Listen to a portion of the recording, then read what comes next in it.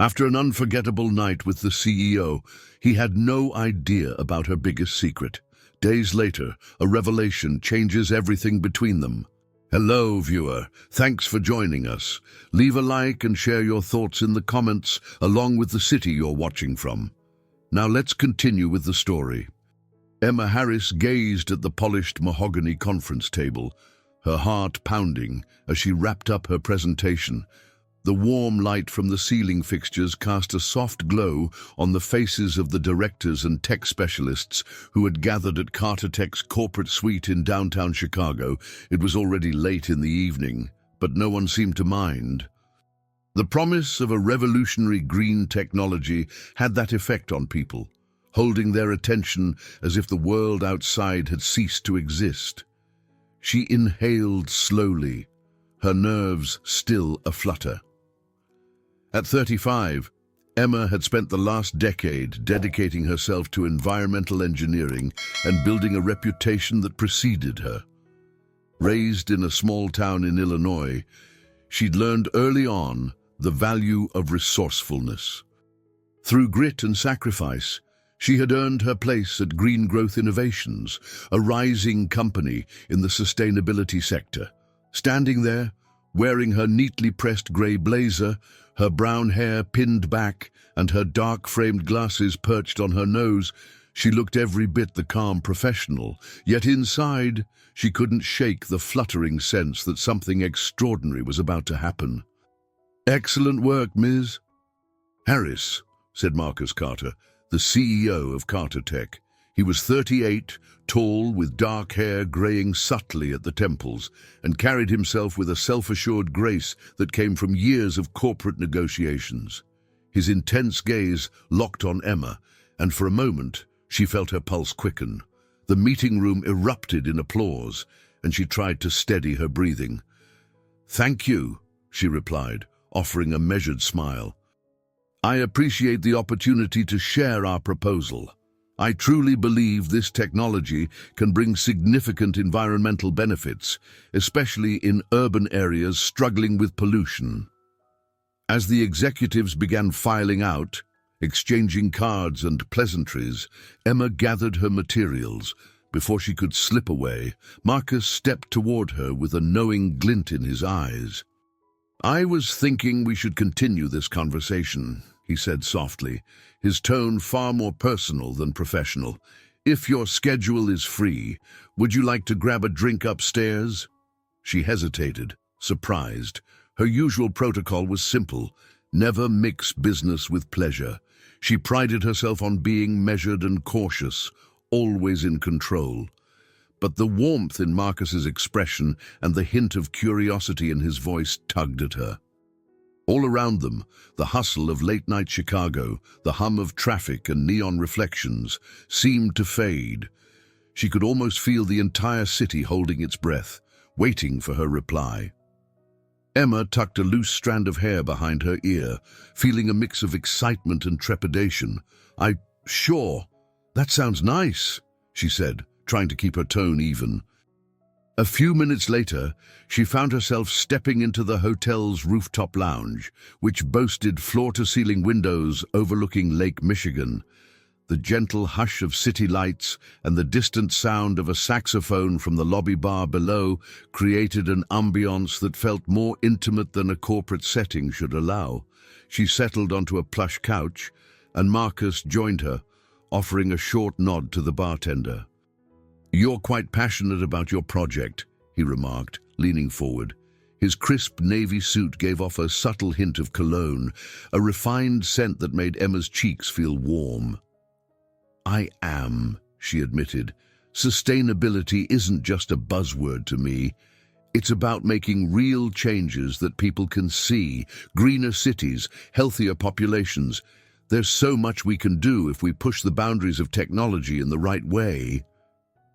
Marcus studied her face. "That's precisely what grabbed my attention. Well, that and your presence." He chuckled softly, then cleared his throat, as if catching himself. "I mean, it's clear you care deeply about this work." Emma's eyes flicked to the city skyline. I've always believed our professional achievements don't have to come at the cost of our personal values, she said. But I also know that the corporate world is full of compromises. He leaned back, letting her words settle. And do you ever regret how many compromises you've had to make along the way? A moment of silence stretched between them. She thought of late nights spent double-checking data, missed family gatherings, and the uneasy feeling that she'd walled off part of herself to succeed in this competitive field. Regret, no, she replied quietly. But sometimes I wonder if I've missed out on some of life's simpler joys. Her gaze drifted toward the glimmering windows of the city below. The lounge lights cast a gentle reflection on the glass, creating an almost surreal portrait. Her and Marcus side by side, their silhouettes faint against the glow. They sipped their drinks, sharing stories of their early careers. He spoke of the sleepless nights he'd spent trying to secure venture capital, while she recalled how her first proposal on eco-friendly polymers had been dismissed. Gradually, their laughter became easier, the conversation more relaxed. The tension from the conference room melted away, and with it, Emma felt a cautious spark of possibility. Something about Marcus intrigued her in a way she couldn't ignore. She saw a fierceness in his ambition that matched her own, yet there was also genuine admiration in his voice whenever he described how technology could serve a greater social purpose. They stayed until the lounge began to close. When they parted ways in the elevator lobby, Emma noticed her palms were clammy, her heart still pounding. He said goodnight with a small bow of his head, as though giving her space to process what had just transpired. As she stepped into a taxi, Emma stared out at the radiant expanse of Chicago and wondered if she'd just taken a step onto a path she never intended to tread. She reminded herself of her vow: never mix pleasure with business. Yet the memory of Marcus's warm smile and the gentle timbre of his voice lingered in her mind, echoing like a whisper that promised something far more than just a business partnership. Emma woke the next morning to the soft chime of her phone's alarm. Sunlight trickled through the blinds of her small but cozy apartment in Lincoln Park. She sat on the edge of her bed, her thoughts still swirling with memories from the rooftop lounge. Even in the light of day, the recollection of Marcus's voice and the way he looked at her made her heart flutter. Her phone buzzed. She half expected it to be a message from her boss or a colleague, but to her surprise, it was from Marcus himself. He thanked her for the previous night's conversation, suggesting they meet again soon to discuss more about her project. She stared at the text, trying to decide if the sudden warmth in her chest was excitement or apprehension. She sighed, pulling her hair into a neat ponytail before dressing for work. Stepping into the living room, she glanced at the framed photos on her bookshelf. One was from her college graduation. Her father's proud smile beamed back at her, a reminder of how much he believed in her tenacity. Another photo showed Emma with her best friend Michelle during a hiking trip in the Rocky Mountains. Michelle's eyes sparkled with laughter, and Emma felt a rush of gratitude for having someone so supportive in her life.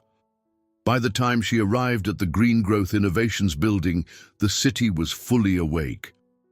Horns blared, and pedestrians hurried down the sidewalks.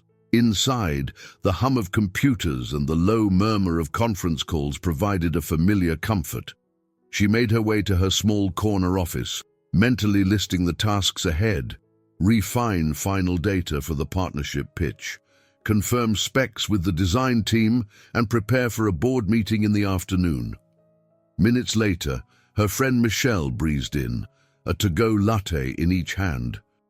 "Morning," Michelle said, setting one cup on Emma's desk. She was in her early 40s, with curly dark hair and a welcoming smile. "You look like someone who needs a dose of caffeine. Stat." "Thanks," Emma said, taking a grateful sip. "I had a late night." Michelle raised an eyebrow. "Oh, And was this late night purely work-related? Emma hesitated, then decided there was no point hiding it. I ended up chatting with Marcus Carter after my presentation. We went to the rooftop lounge at his hotel. Michelle's eyes went wide. Wait, the Marcus Carter, CEO of Carter Tech. Yes. And before you say anything, it was just a friendly conversation about the project. Sure, Michelle teased with a playful smirk. Is this the same Emma Harris who once said mixing pleasure and business is the worst idea ever? Emma let out a resigned sigh. That's exactly what's bothering me. It breaks all my rules, and yet I accepted his invitation. Now he's texting me about meeting again. Part of me wants to say no and keep things professional. But the other part, Michelle pressed, leaning forward. Emma shrugged. The other part enjoyed talking to him. He seemed genuine about sustainable tech, like he really cares. He's obviously a brilliant businessman, but there's something else there. Michelle tapped her mug thoughtfully. My advice? Let things unfold. You don't have to label it right away. Just be honest with yourself about what you want. Emma tried to refocus on her tasks, but her mind drifted to the text message from Marcus. During a dull data review meeting, she found herself rereading his words. Every time she glanced at them, she felt a rush of anticipation that both thrilled and unsettled her. As lunchtime approached, she decided to text him back, suggesting they meet at a local cafe, a less extravagant setting than the hotel bar. She hit send and felt her nerves spark. Within minutes, his reply arrived. Sounds perfect. Looking forward to it. That afternoon, Emma rushed through her responsibilities, each one feeling more mundane than usual. When the clock finally hit 5, she packed her laptop bag and headed out. The cafe was only a short ride away, its bright sign visible from across the street. She took a deep breath as she walked inside, scanning the room until her eyes landed on him. Marcus was seated by a window, wearing a charcoal blazer that highlighted his sharp features. He caught sight of her and stood, greeting her with a soft nod and a warm smile. Good to see you, Emma, he said, pulling out a chair for her. The gesture was courteous, a little old-fashioned, and made her heart flutter. She sat down, feeling the familiar tension of being near him. The aroma of freshly brewed coffee enveloped them, and the chatter of other patrons seemed to fade into the background. Emma couldn't help but think about how this simple meeting was already weaving itself into her routine in ways she never anticipated. She tried not to dwell too much on the sense of displacement it caused. After all, she had just taken another step toward a situation that was equally exciting and unsettling. Later that night, Emma curled up on her modest love seat, laptop balanced on her knees. The final notes from the cafe meeting replayed in her mind. Marcus talking about potential investor concerns, the future of carbon capture devices, and even a light-hearted discussion about local sports. Between those corporate topics, there had been quick, lingering gazes and smiles that felt far too personal. She kept reminding herself that she barely knew him beyond his polished business persona and philanthropic statements. Yet something tugged at her, urging her to linger on every recollection. In the privacy of her apartment, she couldn't escape the thought that, for the first time in ages, she was genuinely intrigued by someone. She glanced at her reflection in the dark screen of the TV across the room, feeling a wave of uncertainty. What if this was just a fleeting distraction? Her phone rang, its loud jingle startling her from her thoughts. She grabbed it and saw her father's name pop up on the caller ID. Taking a breath, she answered, "Hi, Dad." "Emmy, how are you doing?" His voice was firm yet caring. He'd always been her biggest supporter and her toughest critic. "I heard from one of your cousins that you're working on a major deal again." She set the laptop aside. "I am. It's with Carter Tech, a huge partner. This could be the biggest project my company's ever handled, and it's my design." "That's wonderful," he said. though his tone hinted at concern. "You've been chasing these breakthroughs for so long. Don't forget to take care of yourself, though." "Sometimes you push too hard." Emma stiffened slightly, recalling the times he'd criticized her for missing family gatherings or birthdays because of her work. "I know, Dad. I'm trying to find balance." She decided not to mention her growing connection with Marcus. The last thing she needed was a lecture. After a few more minutes of small talk, she ended the call, feeling the familiar weight of paternal expectations. The hush of her living room felt overwhelming now. Instead of turning on the TV, she grabbed her phone and scrolled through her messages. A single unread text from Michelle flashed on the screen. "So, how was the cafe date?" She smiled despite herself. "It was fine," she typed back. "Just talking business, mostly." But even as she wrote the words, she felt a twist of guilt. There was more to it than business, and pretending otherwise made her uneasy. Her thoughts drifted to a painful memory from years ago. She'd been in a serious relationship with an engineer named Kyle, also in the green tech sector. They'd worked on a startup together until he'd sabotaged her efforts to advance his own career. The betrayal had been devastating, leaving her wary of letting anyone from work get too close. She'd built walls to protect herself. Now, with Marcus, she sensed an unexpected desire to tear down a part of those walls. But the risk felt daunting. Feeling restless, she paced around her apartment. The moonlight shining through the window reminded her of the rooftop lounge from the other night. Everything had seemed so heightened then, as if they were characters in a movie scene. In daylight, real life had returned with all its complications, leaving her questioning every step.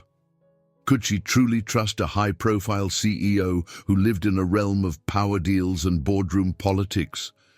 She paused by a small bookshelf that held her professional accolades, certificates, a framed newspaper clipping hailing her as a rising star in sustainable engineering, and an award for innovation.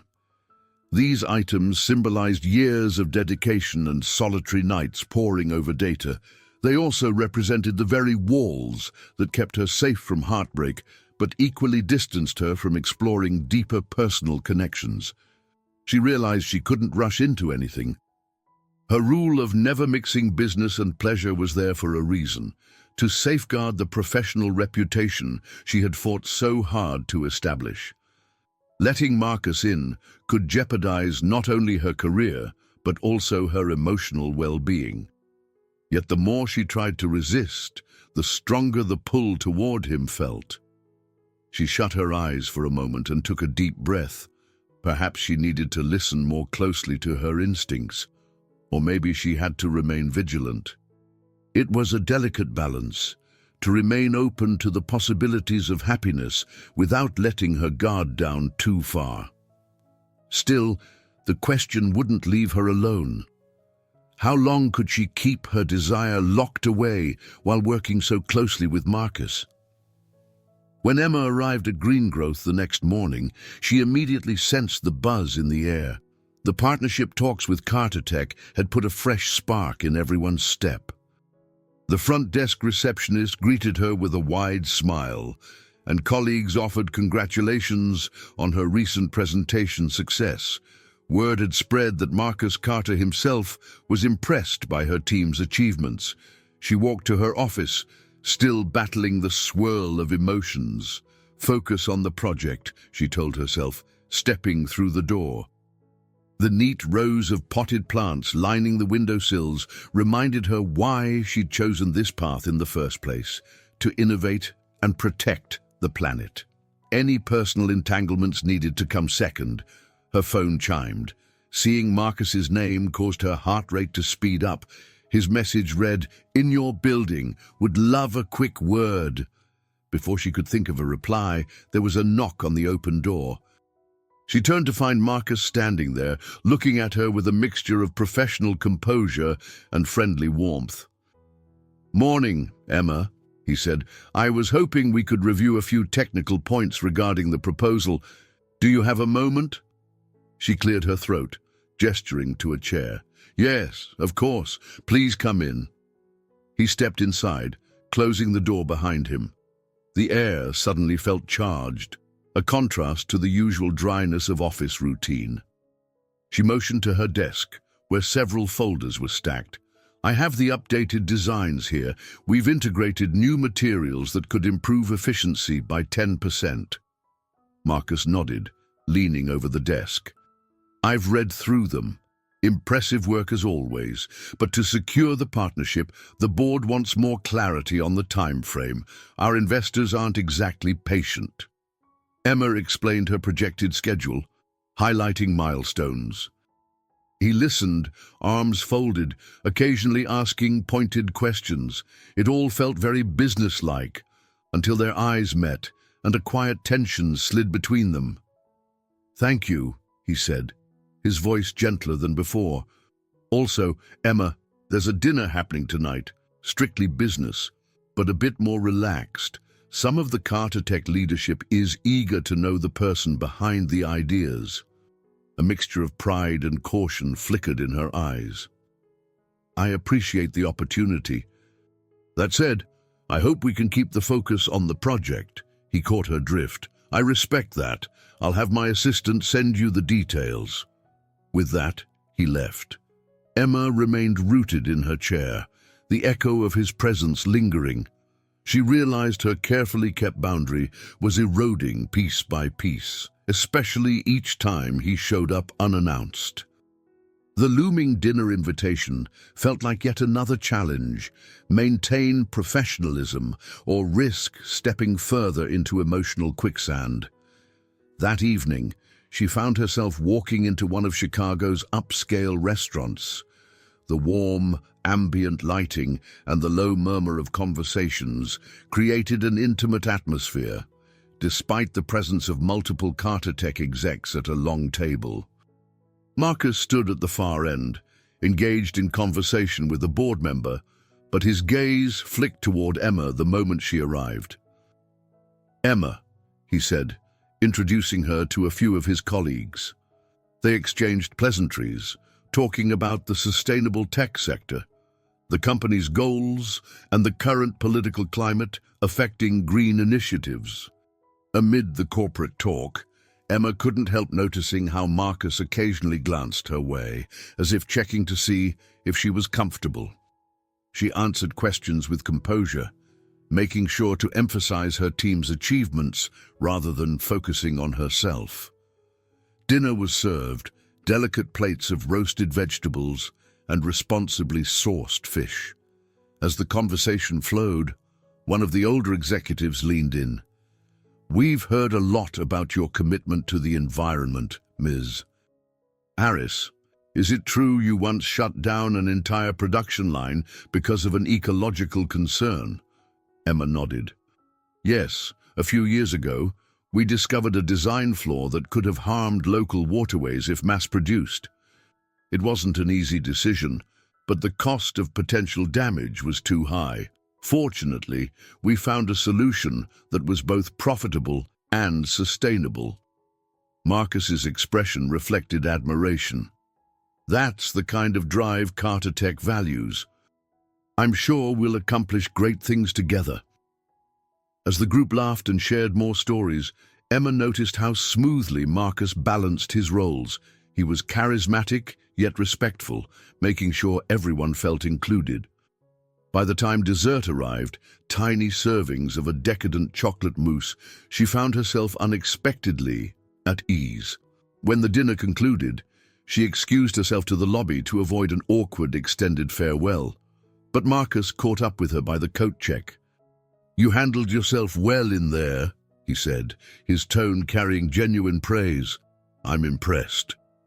Emma felt her guard wavering again. "Thank you, and thank you for inviting me." His eyes softened. "I meant what I said earlier. I do admire your approach. It's rare to find someone who combines passion with practicality the way you do." A wave of conflicting emotions tightened her chest. It was the sort of moment she usually dodged, but the sincerity in his voice held her in place. Her mind raced with reasons to remain distant, to not let his words get under her skin.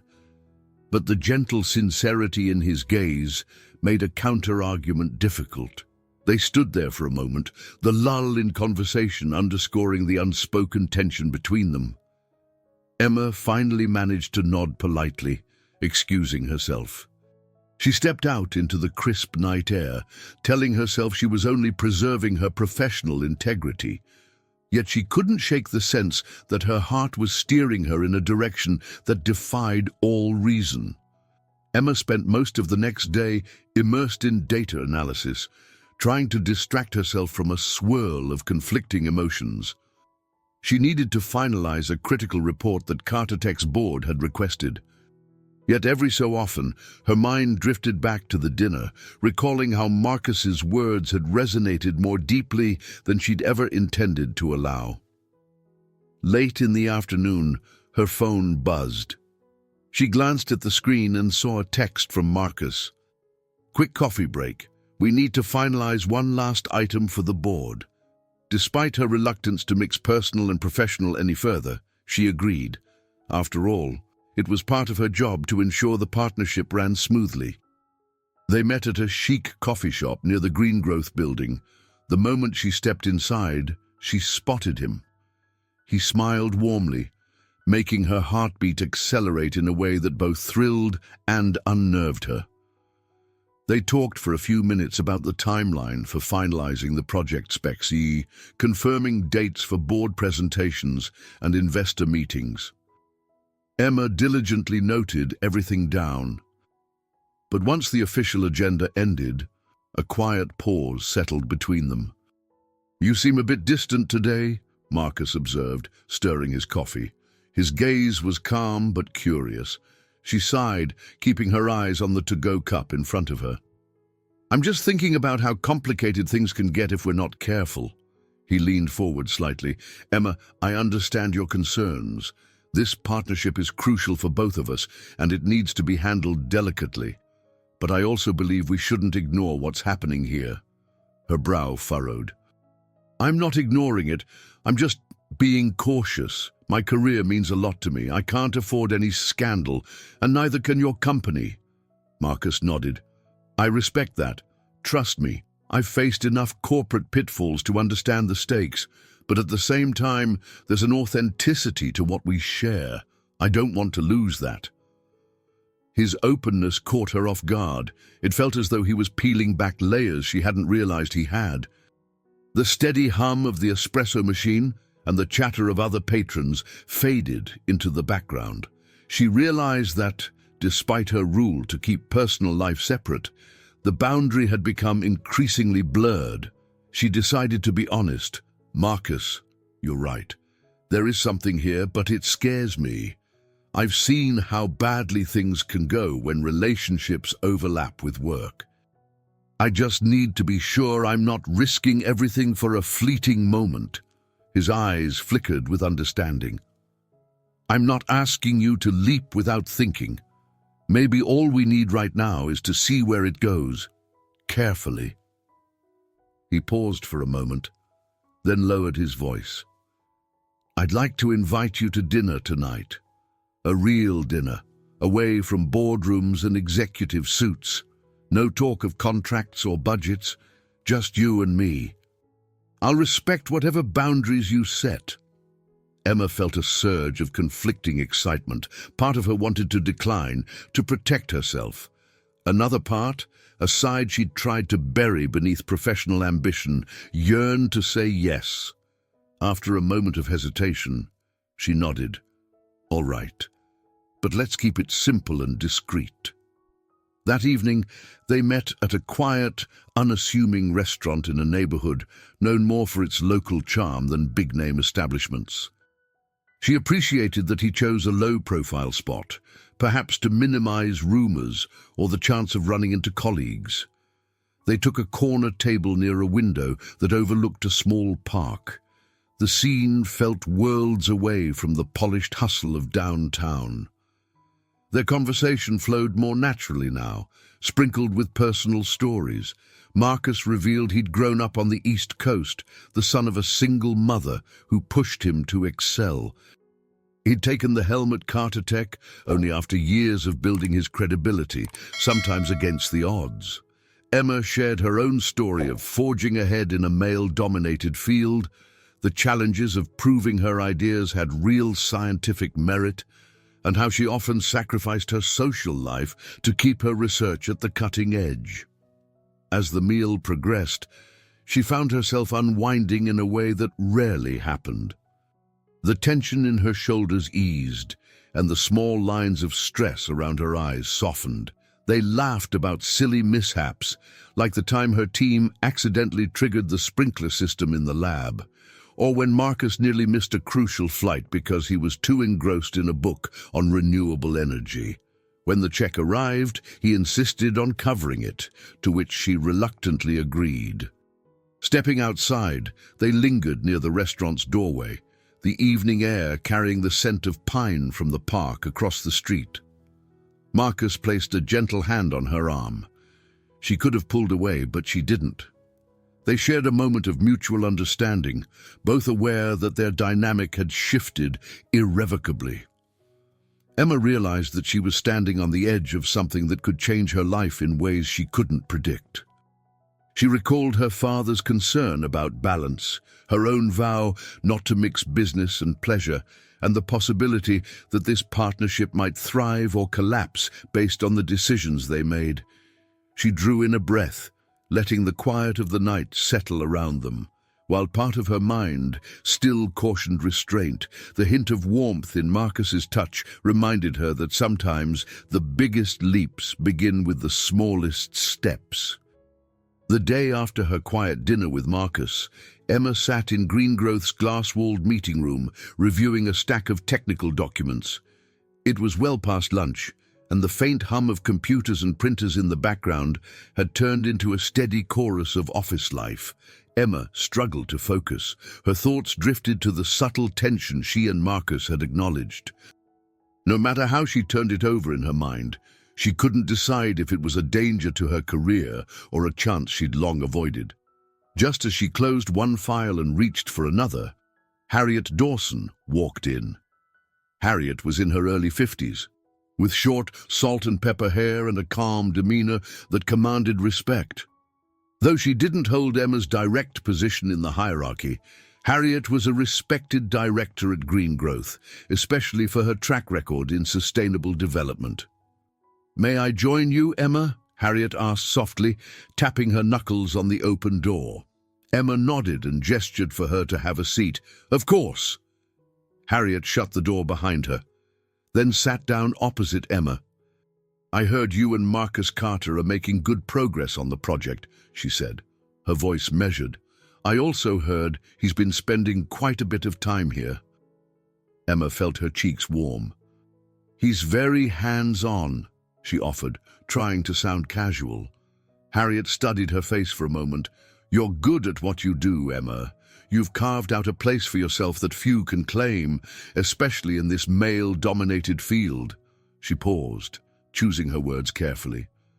"I don't want to pry into your personal life, but I've been around long enough to recognize certain dynamics." Emma's pulse quickened. "Marcus is a major partner. Our meetings are purely business," Harriet finished for her. "Yes, I'm aware, but I also see a spark in your eyes when you mention him. I recognize it because I once had that spark for someone I worked with. We were in a high-stakes project, too." She leaned back, exhaling. "I let that relationship slip away because I was too afraid of jeopardizing my career." The quiet sincerity in Harriet's tone made Emma pause. She respected Harriet's opinions more than most. "I appreciate your honesty," Emma said softly. "I just don't know if it's worth the risk." "That's a question only you can answer, but there's something else. We're about to enter uncharted territory with this Carter Tech deal. The board is pushing for a massive rollout, and we both know not everyone in the corporate world is thrilled about cutting-edge green technology. Rivals will be looking for weak points, professionally or personally. If the rumor mill starts churning about you and Marcus, it could be weaponized against you both. Emma's stomach twisted. She'd considered that possibility, but hadn't quite allowed herself to dwell on it. So, you think I should step back? Harriet shook her head. I'm not telling you what to do, Emma. I just think you should be prepared for the challenges ahead. Handle your emotions and your image with intention, because once you cross a certain line, there's no going back. Emma nodded, a weight settling on her chest. Harriet's warning felt more like a mentor's caring guidance than a reprimand. Thank you. I'll keep that in mind. Harriet stood, smoothing her dark green blazer. Before I go, I want you to know, no matter what happens, I see a tremendous future for you. Just make sure you're making choices that align with your values. All the success in the world won't matter if you lose yourself in the process. Once Harriet left, Emma stared at her reflection in the meeting room's glass walls. She felt both comforted and unsettled. Harriet had effectively handed her a roadmap of caution and possibility. It reminded Emma that although her connection with Marcus might be unfolding in small, careful steps, it was leading her somewhere she couldn't easily predict. Later that evening, Emma found herself dialing her friend Michelle's number. After a few rings, Michelle answered, sounding breathless. I'm in the middle of dinner with my niece, but tell me everything. Emma recapped her conversation with Harriet, including the cautionary tales and the hint of regret that Harriet had expressed about her own past. Michelle listened without interruption, then chimed in. She's got a point. You're in a delicate position, Em. People are watching, especially those looking for a reason to undermine your credibility. If the partnership goes well, a lot of folks stand to profit, but if it fails, they'll be quick to blame you. Emma rubbed her temple. That's exactly what I'm afraid of. The more time I spend with Marcus, the more these lines blur. Michelle sighed sympathetically. I'm not saying you should deny something that feels genuine, but Harriet's right. Be intentional. If you choose to pursue a personal connection, make sure you're aware of the stakes. And never forget the reason you started this project in the first place, protecting our planet and innovating with integrity. Emma thanked her friend and ended the call.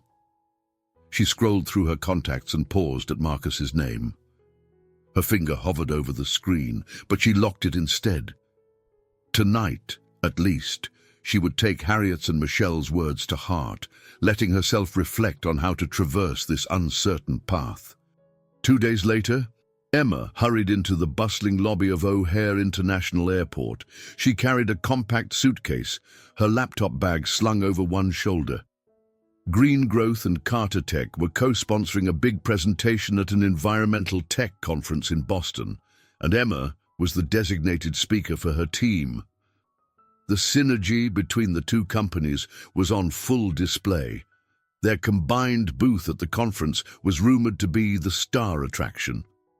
She checked in, then made her way through security with practiced efficiency. As she approached the gate, she spotted Marcus, surrounded by a small group of Carter Tech staff.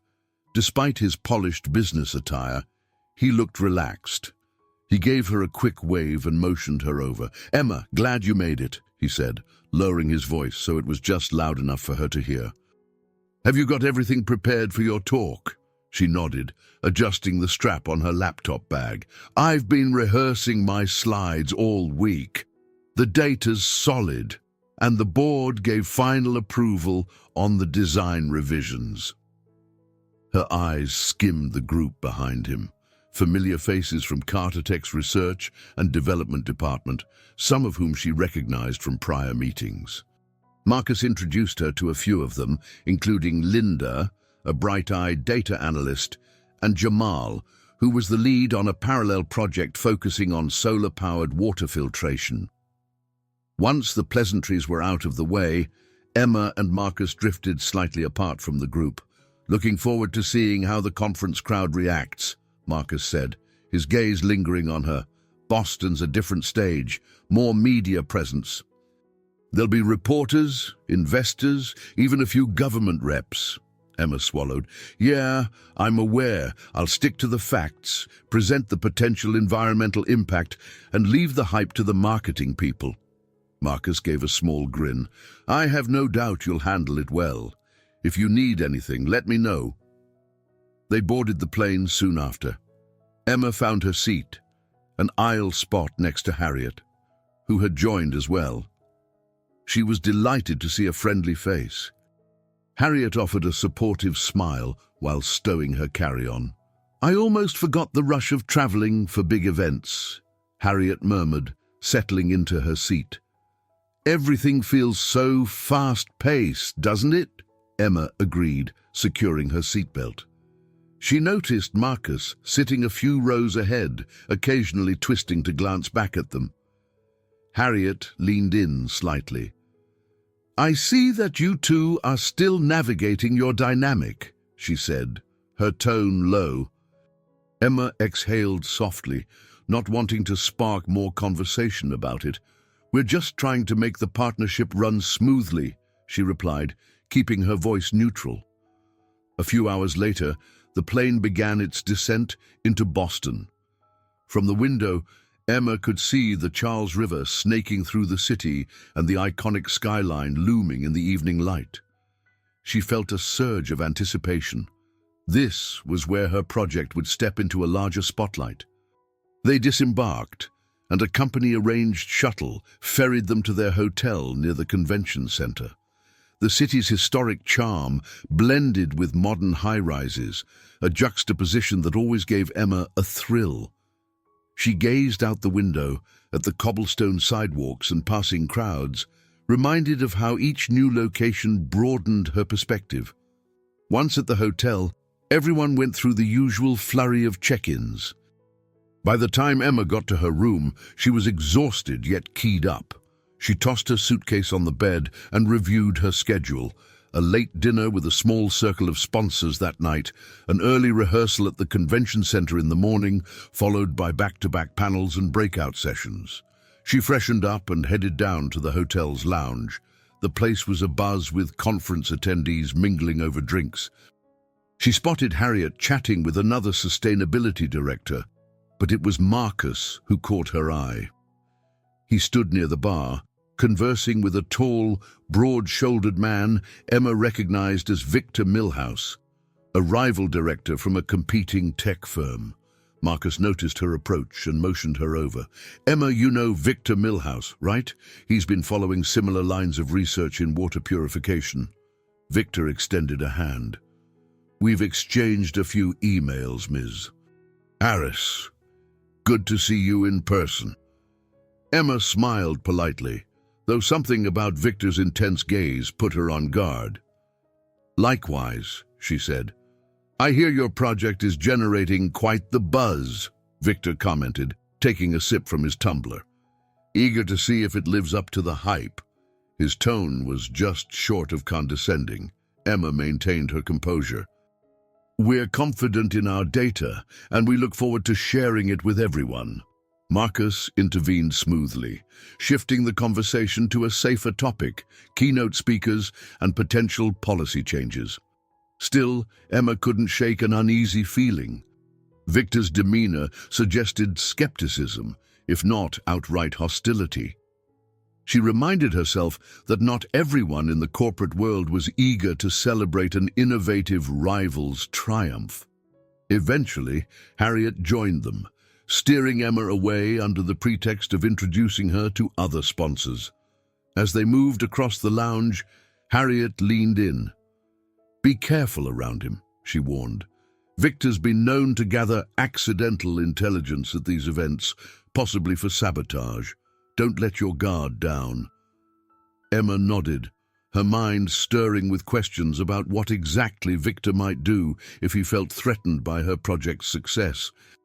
As she mingled among the small groups of attendees, she realized this trip was more than just a chance to showcase technology. It was a step away from her familiar environment into a realm of higher stakes and more formidable adversaries. The morning sun streamed through Emma's hotel curtains as she hastily dressed for the conference's first day. She tugged at the collar of her blouse, then meticulously scanned her laptop for any last-minute updates to her presentation slides. Her nerves felt sharper than usual, possibly due to the looming presence of Victor Milhouse and the corporate heavies who would be dissecting every statistic she presented. When she arrived at the convention center, the scale of the event hit her. Towering banners announced the Green Tech Innovation Summit, and clusters of attendees hovered by registration tables, scanning their badges and collecting schedules. The hum of conversation and the distant whir of demonstration booths blended into a cacophony that left her both energized and tense. She located Carter Tech's expansive booth, which was partially shared with Green Growth.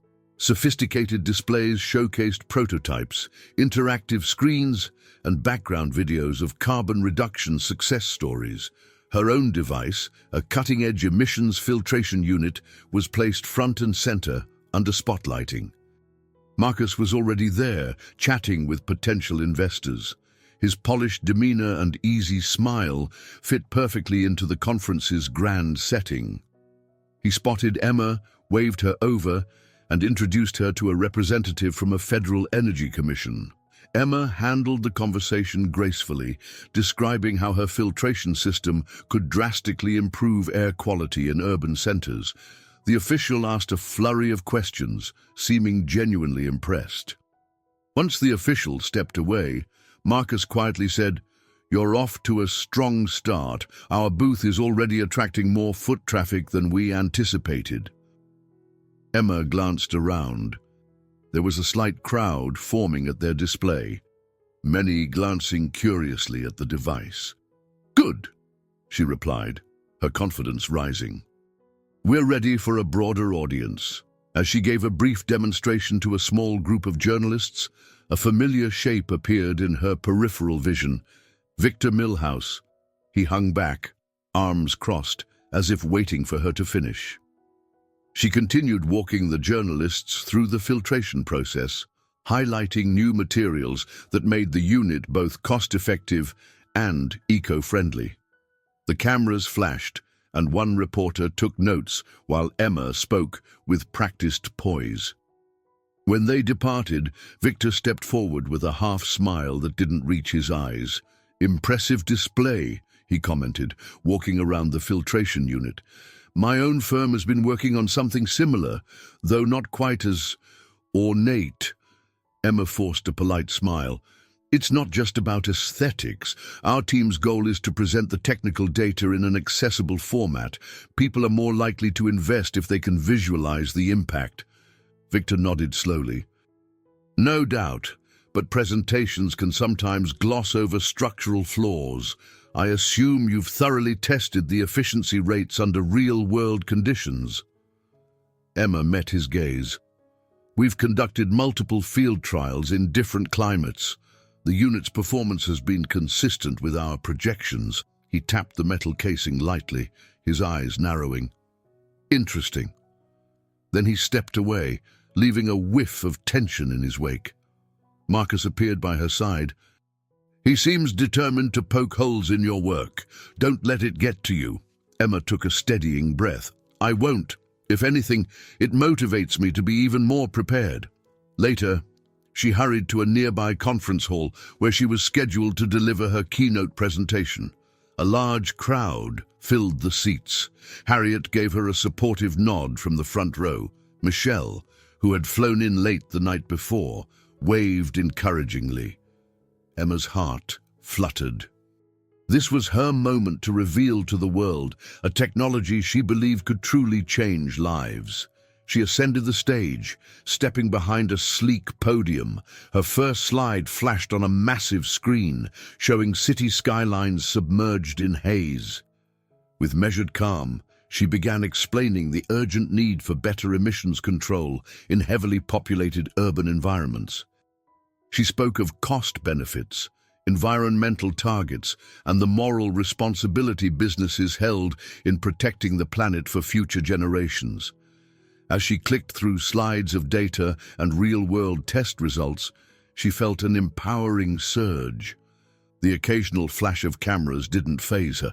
The whispered discussions in the audience only spurred her on. She ended with a vision, a global network of these filtration units drastically reducing pollution in major cities. The hall erupted in applause, and Emma allowed herself a quiet smile. When she exited the stage, Harriet reached her first. "That was absolutely brilliant. You had the entire room at the edge of their seats." Marcus approached next, beaming with pride. "You did us all proud, Emma." She glanced around, adrenaline still coursing through her veins.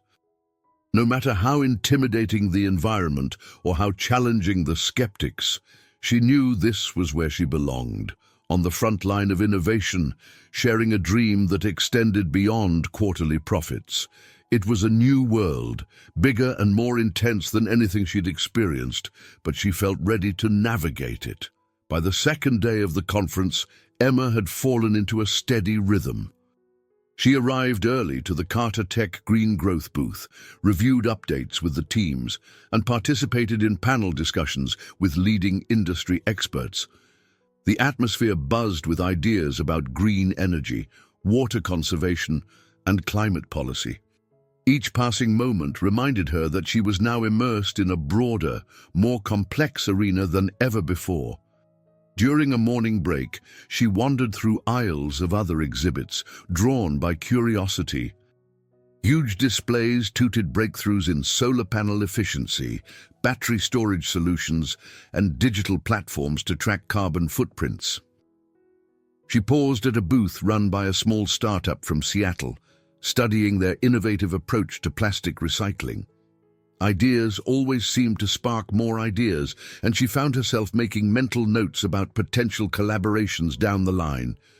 Halfway through her impromptu tour, she noticed Marcus heading her way. He'd shrugged off his suit jacket, appearing more casual yet still commanding attention as he cut through the crowd.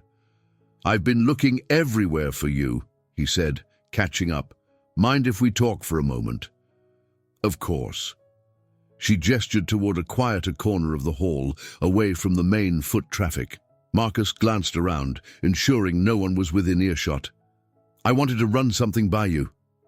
I just had a quick meeting with some government representatives who showed serious interest in scaling your filtration technology nationally, but they're also testing out a rival system, Victor's system."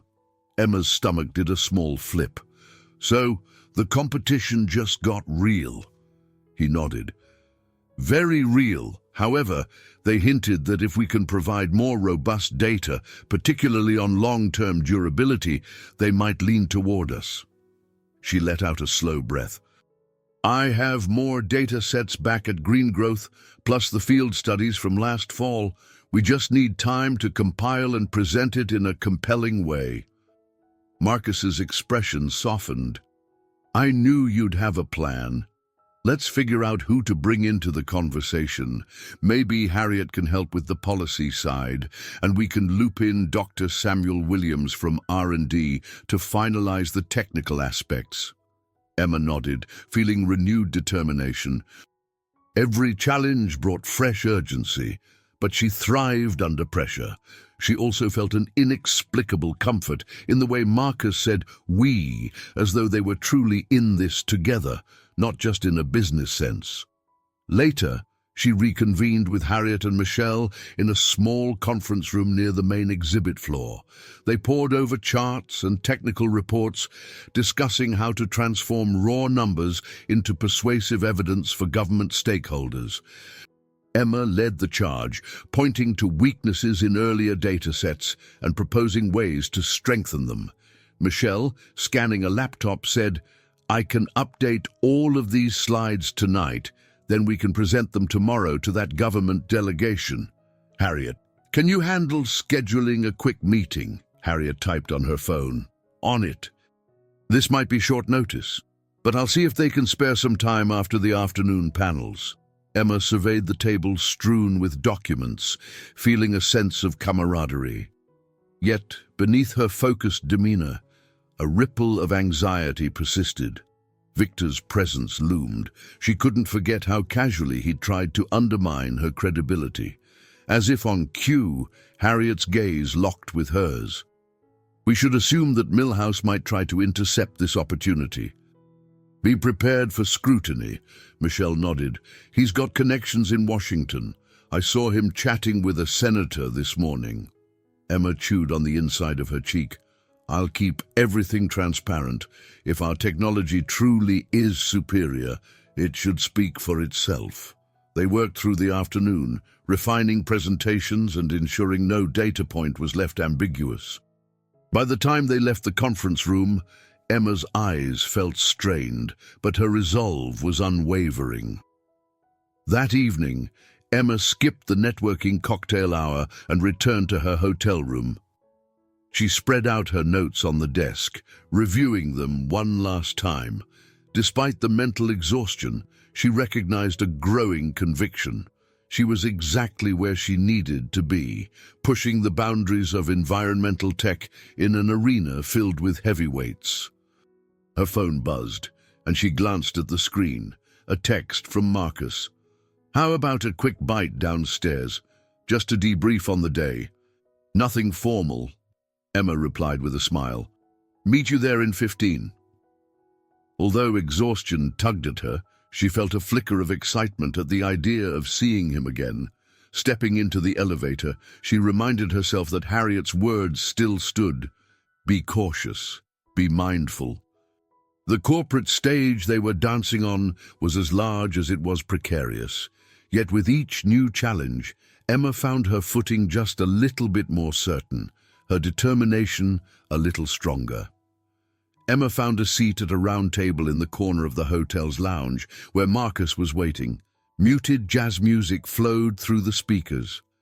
The lighting was low, giving the space a cozy, almost intimate feel, despite the constant traffic of conference attendees moving in and out. He greeted her with a tired grin. Long day, huh? She nodded, setting her folders on the seat beside her. Every day here feels like 3 days packed into one, but the momentum is good. I think we have a shot at convincing those government reps. Marcus motioned to a server, who took their orders. Emma inhaled the aroma of grilled food coming from the open kitchen area, realizing she hadn't eaten much since breakfast. So, how are you holding up? She asked. Any new developments on the Carter Tech front? He leaned back, letting out a low chuckle. Besides potential all-night data sessions, my team's been working on a parallel project, but a few mechanical snags have come up. Luckily, we have Jamal from R&D, who's a whiz at problem-solving. He and Linda have been a huge help. Emma remembered meeting Jamal and Linda during her brief visits to Carter Tech.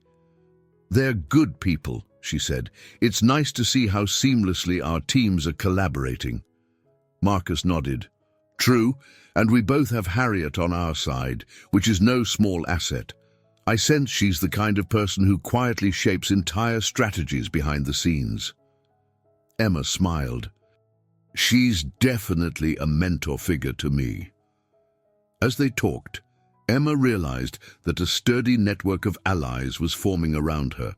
Harriet, Michelle, Dr. Samuel, and now some of Carter Tech's top talents. It seemed like each one brought a unique strength to the table. Considering Victor's looming interference, that unity offered Emma a measure of reassurance. Their food arrived, a simple meal of grilled salmon for Emma and a chicken entree for Marcus. The conversation turned away from corporate strategy, drifting into personal stories. She learned that Marcus had once toyed with the idea of becoming a teacher, fascinated by the idea of guiding students to embrace technology as a tool for global improvement. Emma laughed, picturing him wrangling a group of rowdy high school kids. It was hard to reconcile that image with his composed CEO persona. A part of her found solace in these glimpses of normality. Despite the swirling corporate intrigues, they could still share simple human moments, dinners, casual jokes, and confessions of youthful dreams. She enjoyed watching his face light up when he described reading science fiction novels that shaped his ideas about sustainable tech. Their moment of camaraderie was cut short when Emma's phone vibrated insistently. She glanced at the screen, a text from Michelle reading, "We have a problem. One of the datasets is missing from the shared drive. Might be a glitch. Meeting Harriet in the lobby. Join us ASAP." She set down her fork. "I have to go. There's some kind of issue with our datasets." Marcus nodded, already standing. "I'll come with you." They found Michelle and Harriet near the lobby's front desk. Both women wore tense expressions. Michelle held up her phone. "The entire file containing our field trial logs from last year's Arizona tests is gone. It's like someone deleted or moved it. We can't find it in any backup folder." Emma felt a flush of alarm. Those were critical documents, ones they planned to present the next day to prove the device's longevity in high-temperature conditions. "Are you sure it's not just misfiled?" "I tried searching all subdirectories. Nothing," Michelle replied. Harriet exhaled, crossing her arms. "This might be sabotage. We both know someone who would benefit from discrediting us." Emma's mind went straight to Victor. She recalled Harriet's warning about him gathering intelligence. If he has connections inside any of our shared servers, he might have found a way to remove or hide that data, she reasoned. "We need to see if Carter-Tech's IT team can recover it. Their system might have more robust backups." Marcus's eyes narrowed in determination. "Let's go. My team is still awake, working on that mechanical snag I mentioned. I'll have them look into this right away." They hustled to Carter-Tech's makeshift conference room on the hotel's third floor, where Jamal and Linda were hunched over laptops, poring over lines of code. Marcus swiftly explained the situation, and Jamal got to work, typing furiously.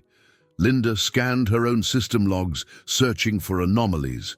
Meanwhile, Emma paced the room. Her sense of unease grew with every passing minute. If they couldn't retrieve the data, they'd have a major gap in their presentation, one that could cast doubt on the entire project's reliability. She paused to glance at Harriet, who gave her a silent nod of reassurance. Michelle tapped her phone anxiously, waiting for any sign of progress. Eventually, Jamal spun around. "I found a partial backup," he announced. "It's incomplete, but we can restore most of the data." "It'll take a few hours to piece it together." A collective exhale rippled through the group. Emma felt relief surge in her chest. "That's a start," she said, exchanging a glance with Marcus. Though the situation was far from resolved, they stood together. Emma, Michelle, Harriet, Marcus, Jamal, and Linda, each leveraging their expertise to shore up vulnerabilities. As exhaustion threatened to pull them under, Emma realized more than ever that in this high-stakes environment, trust in her allies was paramount. By the time the sun rose on the third day of the conference, Jamal and Linda had managed to restore a substantial portion of the missing data. Emma and Michelle spent the early hours cross-checking everything for consistency. Though not every file was pristine, they had enough evidence to present a solid case to the government reps that afternoon. Emma skipped breakfast to finalize the slides, relying on a cup of strong coffee to keep her alert. Once satisfied, she grabbed her tablet and hustled over to the private meeting room Harriet had secured. Inside, she found Marcus talking in hushed tones with two officials from a federal environmental agency. Victor Milhouse stood on the other side of the table, arms folded, as if he'd been invited to the discussion or had simply inserted himself. Emma's pulse quickened at Victor's presence. She approached the group, forcing a composed smile. "Good morning," she said, nodding to the officials, then giving Victor a polite acknowledgement. Harriet offered her a seat at the large rectangular table. One of the officials, a distinguished-looking woman in her 50s, motioned for Emma to begin. "We've heard Carter-Tech has new data to share on the filtration project," she said. Mr. Milhouse here mentioned some potential gaps, but we want to make sure we understand both sides. Emma glanced at Victor, sensing the faintest curl to his lips. Smug confidence, perhaps. Clearing her throat, she projected her voice with practiced calm. Absolutely. Allow me to walk you through our field test results, including the updates we retrieved this morning. She opened her tablet and displayed a series of charts and photos on a wall monitor. The data showcased performance in both hot, arid conditions and more temperate climates, proving the device's versatility. Point by point, Emma highlighted how the unit maintained efficiency without ballooning maintenance costs. Every so often, Marcus added a note about Carter Tech's capacity to handle large-scale production, reinforcing Emma's claims. Victor listened with studied indifference, occasionally checking his phone. When she finished, he cleared his throat. Impressive. However, I can't help but notice some mention of incomplete datasets in the logs. Could it be that these tests weren't as thorough as claimed? Emma felt the tension in the room spike. She kept her voice steady. The core data is all intact and verified. The minimal losses we experienced were primarily related to earlier prototypes that have since been improved. What matters is how the current model performs, and that's clearly documented. He arched an eyebrow. Yes, but documentation can be selective. I have a summary of my own firm's tests here, showing superior metrics in certain conditions. Maybe the government should consider awarding multiple grants and see which device truly holds up in the field. The officials exchanged looks, and the male representative, a tall man with wire-rimmed glasses, stepped in. We appreciate healthy competition, Mr. Milhouse, but let's focus on the device at hand. It sounds like Carter Tech Green Growth's filtration unit is a strong contender for a nationwide rollout. Despite the official's conciliatory tone, Emma could feel Victor's frustration. He seemed eager to unearth any vulnerability in her presentation. The discussion continued for another 30 minutes, touching on funding logistics, regulatory approvals, and environmental certifications. When it concluded, the agency representatives left with a promise to review the data thoroughly and follow up. The moment they exited, Victor turned on Emma with a chilly stare. You're lucky they're giving you the benefit of the doubt, but rest assured, I'll be keeping a close eye on your methods. Marcus stepped forward, his voice carrying a restrained edge. We've nothing to hide, Milhouse. Perhaps you should focus on making sure your own device meets the same standard. Victor grinned without humor. I'll make sure to remember that advice. Without another word, he strode out of the room, leaving a trail of tension behind him. Harriet quietly gathered her notes, casting Emma a glance. We handled that as best we could, she murmured. Emma let out a breath she hadn't realized she was holding.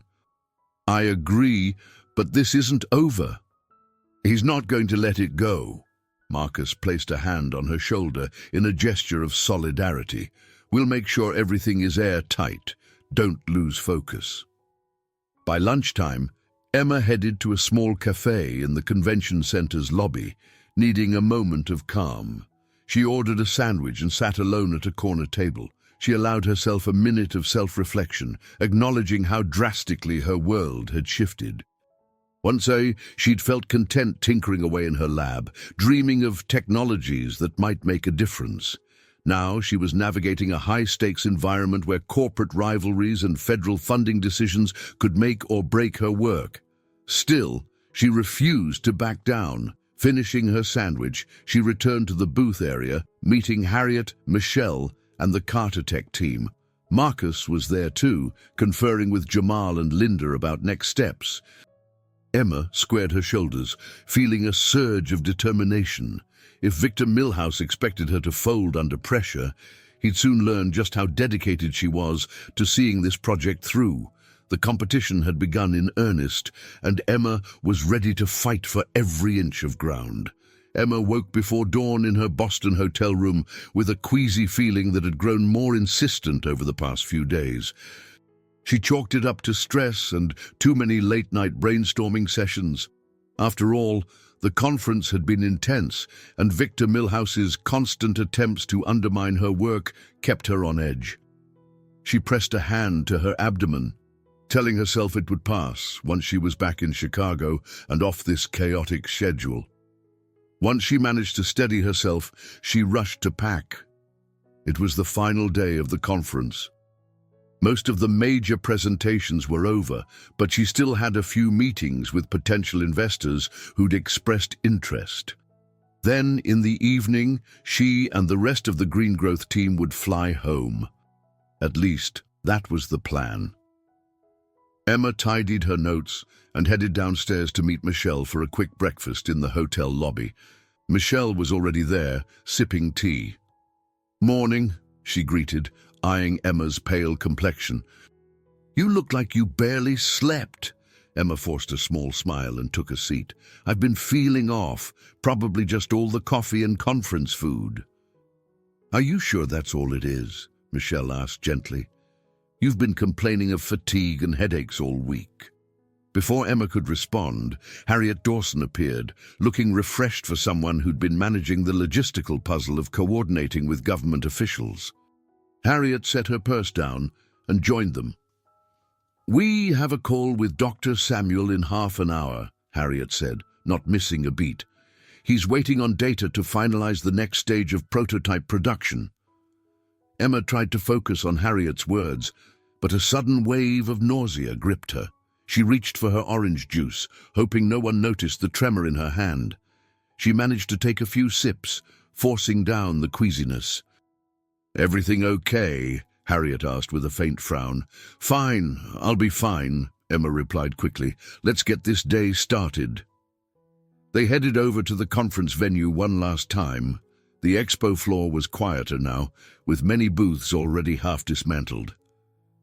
Emma touched base with Marcus at the Carter Tech booth, where staff were busy packing electronics into crates.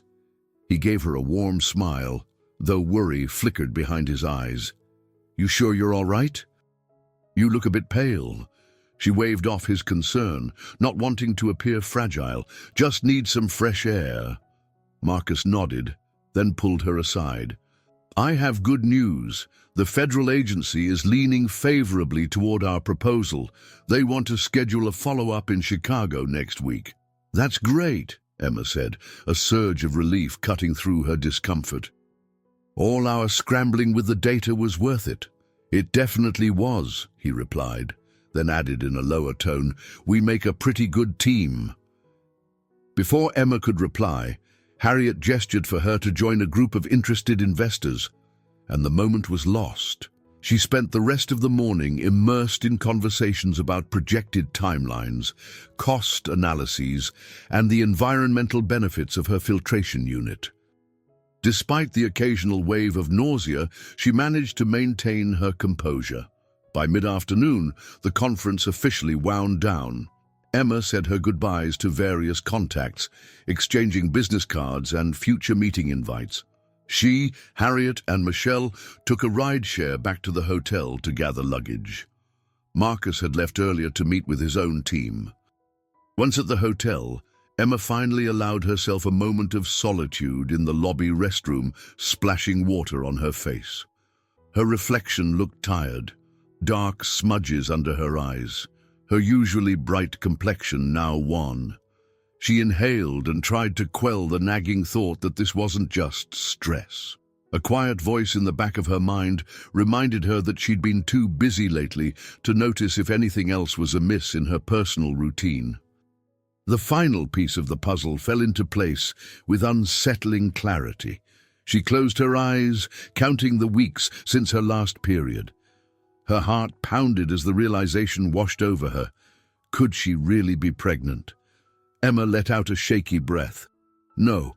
She decided it was too soon to panic. Maybe she was just late. Stress could do that, right?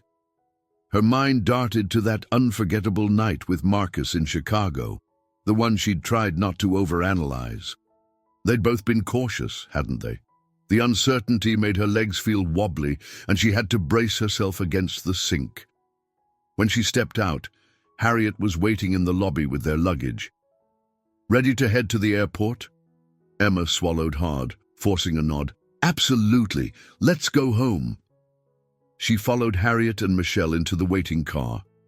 The entire drive to Logan International Airport was a blur. Emma tried to appear engaged in the small talk about conference highlights, but her thoughts were stuck on the possibility she refused to name out loud.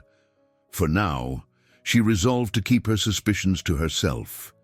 She would confirm it, one way or another, once she was back in Chicago. Until then, she'd cling to the notion that maybe it really was just exhaustion. 2 days after returning to Chicago, Emma found herself in the small bathroom of a drugstore, holding a pregnancy test with trembling fingers. Outside, the bustle of the city went on as usual, commuters heading to work, a street musician playing saxophone, cars honking in the traffic. But inside that cramped stall, the world felt like it had shrunk to the size of a single question.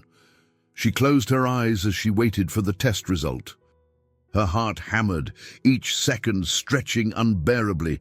At last, she opened them. The result stared back at her.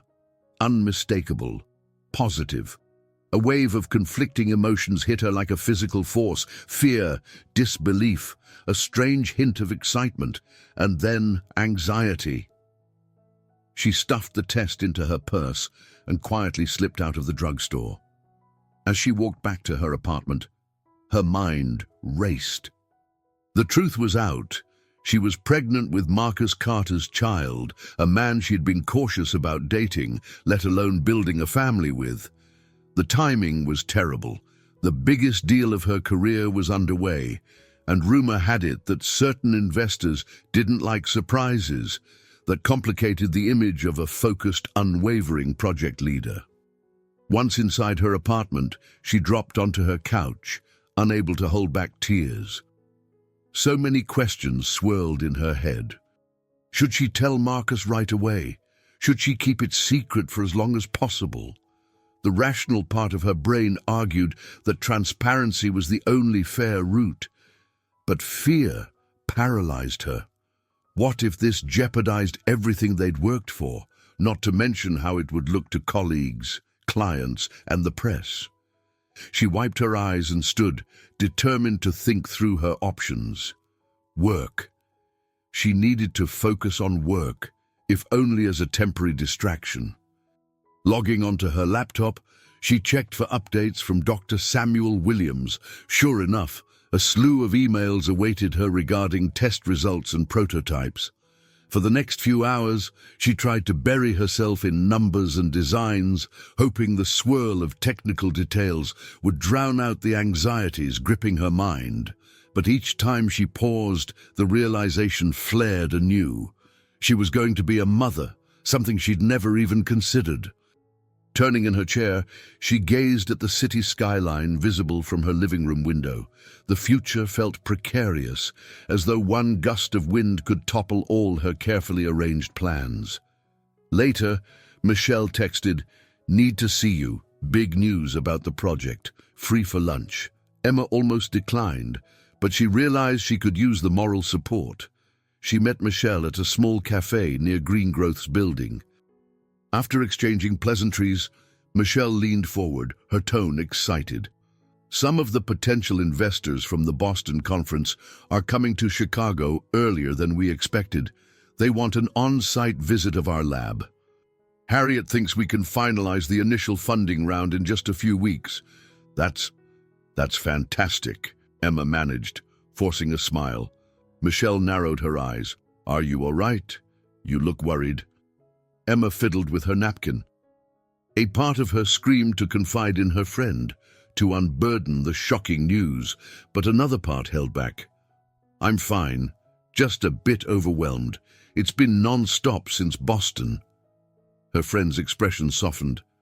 "Yeah, it's been intense. But hey, you're the strongest person I know. If something's bothering you, you can tell me." Emma swallowed hard. She came close to blurting it out, but hesitated. I will. Soon. I promise. The rest of the lunch was filled with project talk, logistics, timelines, even the possibility of a media spotlight. Emma left feeling both bolstered by the news of progress and weighed down by her secret. Back at her apartment, she decided she needed more information. She scheduled an appointment with her doctor for the next day, hoping to at least confirm how far along she was. She'd barely finished making the arrangements when Harriet called. Emma, can you come by the office tonight? Marcus is here, and we need to finalize some details for the next investor pitch. Emma's breath caught at the mention of Marcus. Avoiding him was not a sustainable strategy, but she hadn't yet figured out how to approach this massive revelation. Still, she knew her role at Greengrowth demanded she show up for these discussions.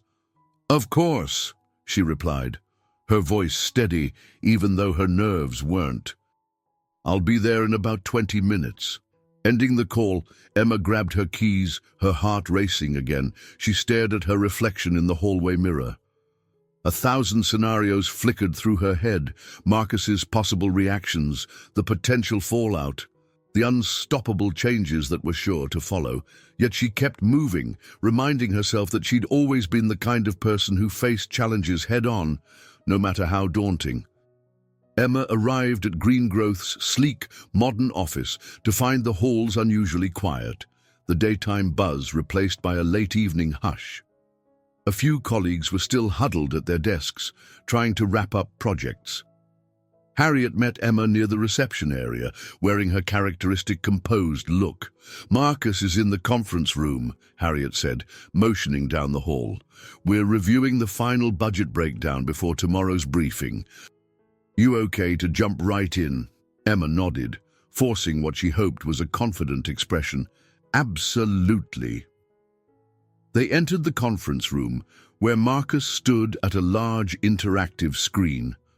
He glanced up, his face lighting briefly at the sight of Emma, though she noticed a flash of concern in his eyes.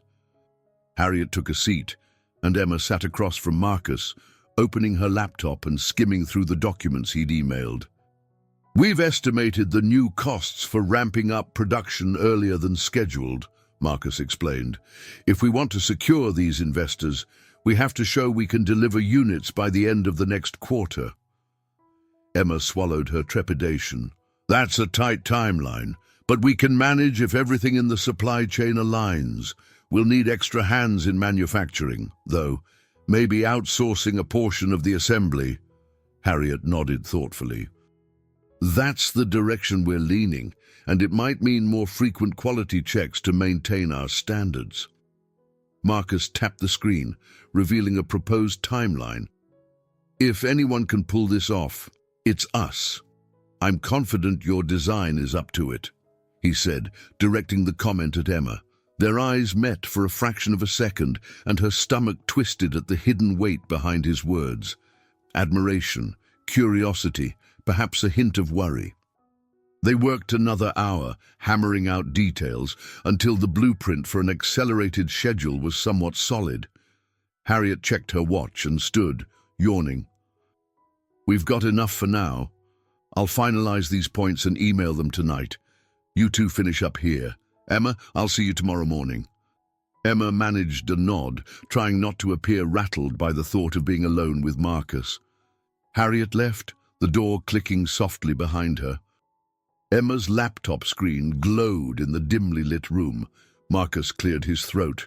You seem a bit distracted lately, he observed gently. If something's bothering you, I hope you know you can talk to me. The concern in his voice only heightened her anxiety. She looked down, tapping a pen against her notepad. I'm just tired. The conference was intense, and now we're diving right into investor meetings. He circled around the table, coming closer. I get it. These last few weeks have been a whirlwind, but is that all? Emma's pulse hammered. For a moment, she considered telling him about the pregnancy, her voice caught in her throat, though, as the enormity of it all overwhelmed her, This wasn't just about them anymore. It was about the future of her career, his reputation, the well-being of an unborn child, and the massive project that could reshape the green tech industry. She began, then forced herself to swallow the words. It's just a lot, but I'm handling it. He looked at her for a long moment, seeming to weigh whether to push further. Finally, he sighed. All right, just remember, you're not alone. We have a team for a reason. Relief and guilt flooded her simultaneously. She nodded, quickly gathering her papers. I should head home. Need some rest before tomorrow. Outside, the Chicago night was cool, a breeze rustling the trees that lined the street. Emma's footsteps echoed on the sidewalk as she tried to organize her tangled thoughts. She couldn't keep dodging the issue. Each day that passed made her feel like she was betraying Marcus by withholding the truth, but she also couldn't ignore the potential backlash. The next morning, Emma woke early, still groggy from a restless night. Her phone buzzed with notifications, messages about data updates, a reminder for a marketing call, a text from Michelle about the upcoming investor visit, and a note from Harriet urging Emma to arrive at the office early to prep for an upcoming press interview. Emma barely managed to nibble on toast before rushing out. At the office, she dove headfirst into tasks, finalizing a press release about the project's environmental impact, polishing a slide deck for tomorrow's pitch, and reviewing minor design tweaks with Dr. Samuel. By noon, she felt her energy draining, but she pressed on, sipping water to quell her queasy stomach. In the middle of a budget review with the finance team, a wave of dizziness nearly made her topple off her chair. She steadied herself, breathing slowly, claiming she just needed a brief break. Concerned looks shot her way, but she managed to wave them off. Returning to her desk, Emma buried her face in her hands. She was on the brink of exhaustion, balancing a massive project, a complicated romantic entanglement, and a life-altering secret growing with each passing day. Yet she couldn't slow down, not when everything she'd worked for could unravel if she did. The following afternoon, Emma pushed through the doors of a neighborhood clinic, heart pounding as she approached the reception desk. She'd scheduled this doctor's appointment a few days earlier, but each passing minute had only heightened her anxiety. She gave her name to the receptionist, who smiled and instructed her to wait in a row of pale blue chairs. She kept glancing at the clock, aware of an investor conference call in less than an hour. This was supposed to be a quick check-in, a chance to confirm the pregnancy and gauge how far along she was. Yet as she flipped through a dog-eared magazine, she couldn't help feeling that she was standing at the threshold of a colossal change. When she was finally called, the nurse led her down a hallway into a small examination room. Her doctor, Dr. Susan Caldwell, had a reassuring presence, with salt and pepper hair and a calm demeanor that put Emma slightly at ease. After a round of vital signs and standard questions, Dr. Caldwell confirmed what the test had already told Emma. She was indeed pregnant. Emma felt a swirl of relief and apprehension. She clutched the edge of the exam table. I know it's early, but I have a demanding job, and I'm not sure how I'm going to manage everything. Dr. Caldwell patted her shoulder. Plenty of women face intense schedules. It's about balancing self-care with work. We'll do a few more tests, monitor your health closely, but the first step is deciding who, besides a medical professional, you can rely on for support.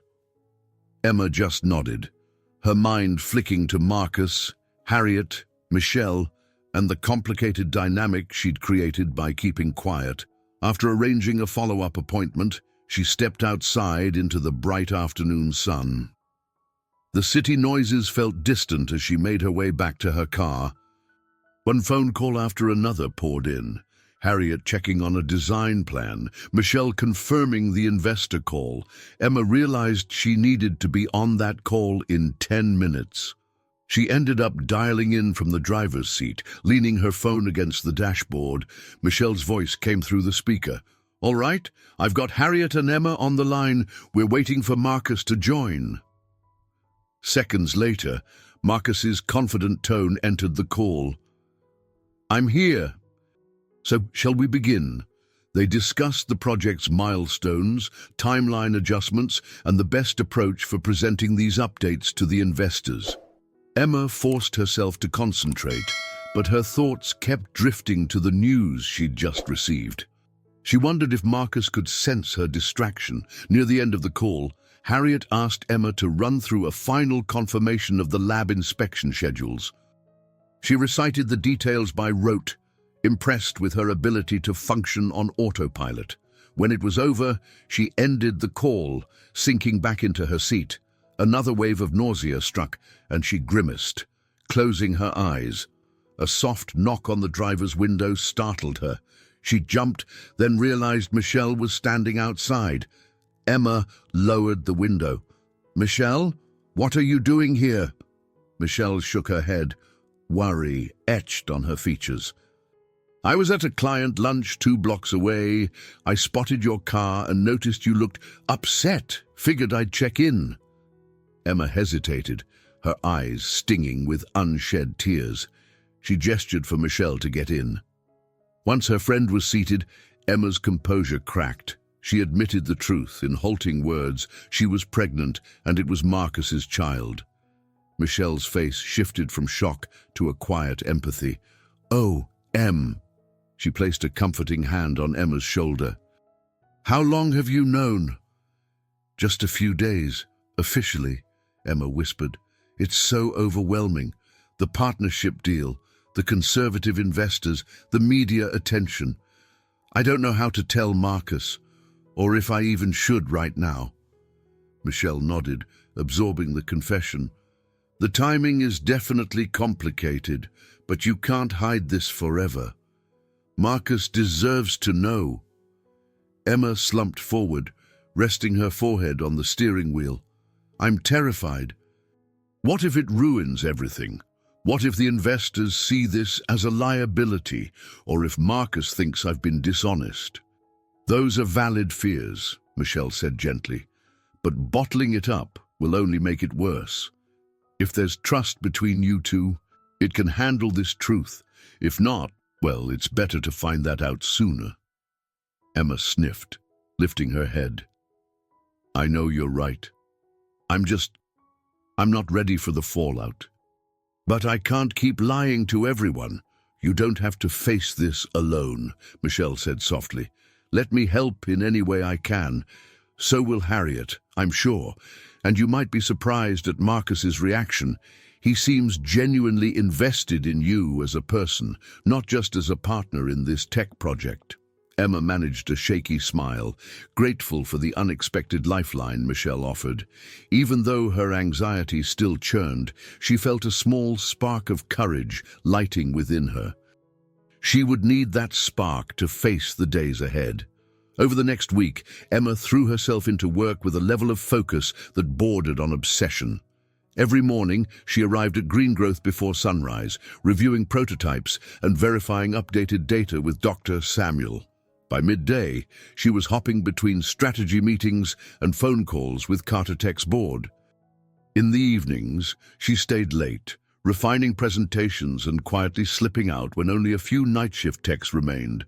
But the stress was taking a toll. Her fatigue worsened, and waves of nausea came more frequently, forcing her to hide in restrooms or sneak out for fresh air. If anyone at the office wondered about her condition, they kept their concerns to themselves. Harriet, ever perceptive, caught Emma leaning against a wall one afternoon, eyes closed. "You're running yourself ragged," Harriet murmured. "Is there something going on that I should know about?" Emma swallowed, her throat dry. She cared for Harriet's guidance, but the idea of revealing her pregnancy still felt too big. "I'm just stressed," she managed. "I promise I'm handling it." Harriet didn't press further, but the concern in her eyes spoke volumes. Later that evening, Emma sat alone in her office, the building mostly deserted. She opened an email draft she'd been staring at for days, a message to Marcus explaining the pregnancy. She typed, deleted, retyped, closed the draft. The next attempt, she considered requesting a private meeting to tell him face to face. Her heart pounded, thinking of his potential reactions. Would he feel blindsided, betrayed that she'd waited this long? Her phone chimed with a text from Michelle. "How are you holding up? I'm here if you need me." Emma let out a shaky sigh, touched by her friend's support. Before she could reply, another message popped up, this time from Harriet. "Don't forget we have an early investor session tomorrow. Please try to get some rest." She closed her eyes, massaging her temples. The competing pressures felt inescapable. Yet Michelle's words rang in her mind. You can't hide this forever. Summoning her nerve, she picked up her phone, scrolled through her contacts, and clicked on Marcus's name. It rang several times before he answered. "Emma, everything all right?" he asked, sounding surprised. Her mouth went dry. She nearly hung up, but forced herself to speak. "Marcus, hi. Sorry for calling so late. I wanted to see if you could meet me tomorrow after the investor session. There's something important I need to talk to you about." He paused, as though reading the hesitation in her voice.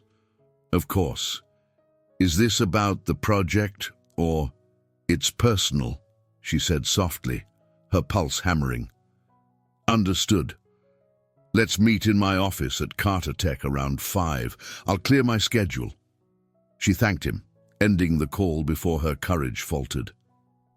The reality of what she'd just done sank in. She was finally going to tell him about the pregnancy. Her stomach lurched with a mix of relief and dread. The next morning felt like a marathon. The investor meeting was a high-stakes affair. Emma stood alongside Harriet, Michelle, and a few Carter Tech representatives to showcase the latest prototypes. The investors, an eclectic mix of old-guard financiers and younger, eco-conscious venture capitalists, asked rigorous questions about cost projections, market feasibility, and long-term sustainability. Emma responded with practiced precision, thankful she'd memorized every data point. Marcus, who led parts of the presentation, regularly shot Emma supportive glances, as if to remind her they were a team. She appreciated it, even though it made her feel guiltier for withholding the truth. The meeting concluded with nods of approval from the investors, followed by an agreement to move forward on final contract negotiations. By 5 o'clock, Emma was on the 37th floor of Carter Tech's headquarters, standing outside Marcus's office. The corridor was hushed, with plush carpeting that muffled footsteps. She smoothed her blouse, took a breath, and knocked on the door. Marcus opened it personally, greeting her with a concerned half-smile. "Come in." He guided her to a pair of chairs by the floor-to-ceiling windows that offered a breathtaking view of downtown Chicago. He settled into one, motioning for her to sit in the other. "I've been wondering what's on your mind." Emma's heart thudded in her chest. She realized she was trembling slightly. "I appreciate you making time," she said, forcing a steady tone. "This isn't easy, but I need to tell you something." He leaned forward, elbows resting on his knees. "I'm listening." She took a deep breath.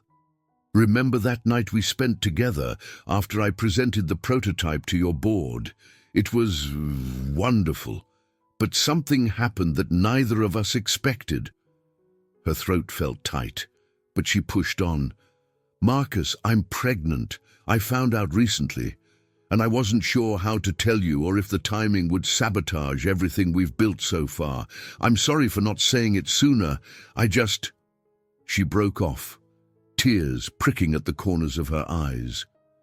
Marcus's expression went through a cycle of shock, concern, and something else she couldn't immediately read. Her heart pounded as she braced herself for his response, uncertain whether it would be relief, anger, or a complicated blend of both. Emma's heart thundered in her ears as she watched Marcus absorb the news. They were in his Carter Tech office, late afternoon light glinting off the distant Chicago skyline. For a moment he said nothing, his stare fixed on the floor. She clutched the arms of her chair, waiting for a reaction, dreading every possible outcome. Finally, he lifted his gaze to meet hers.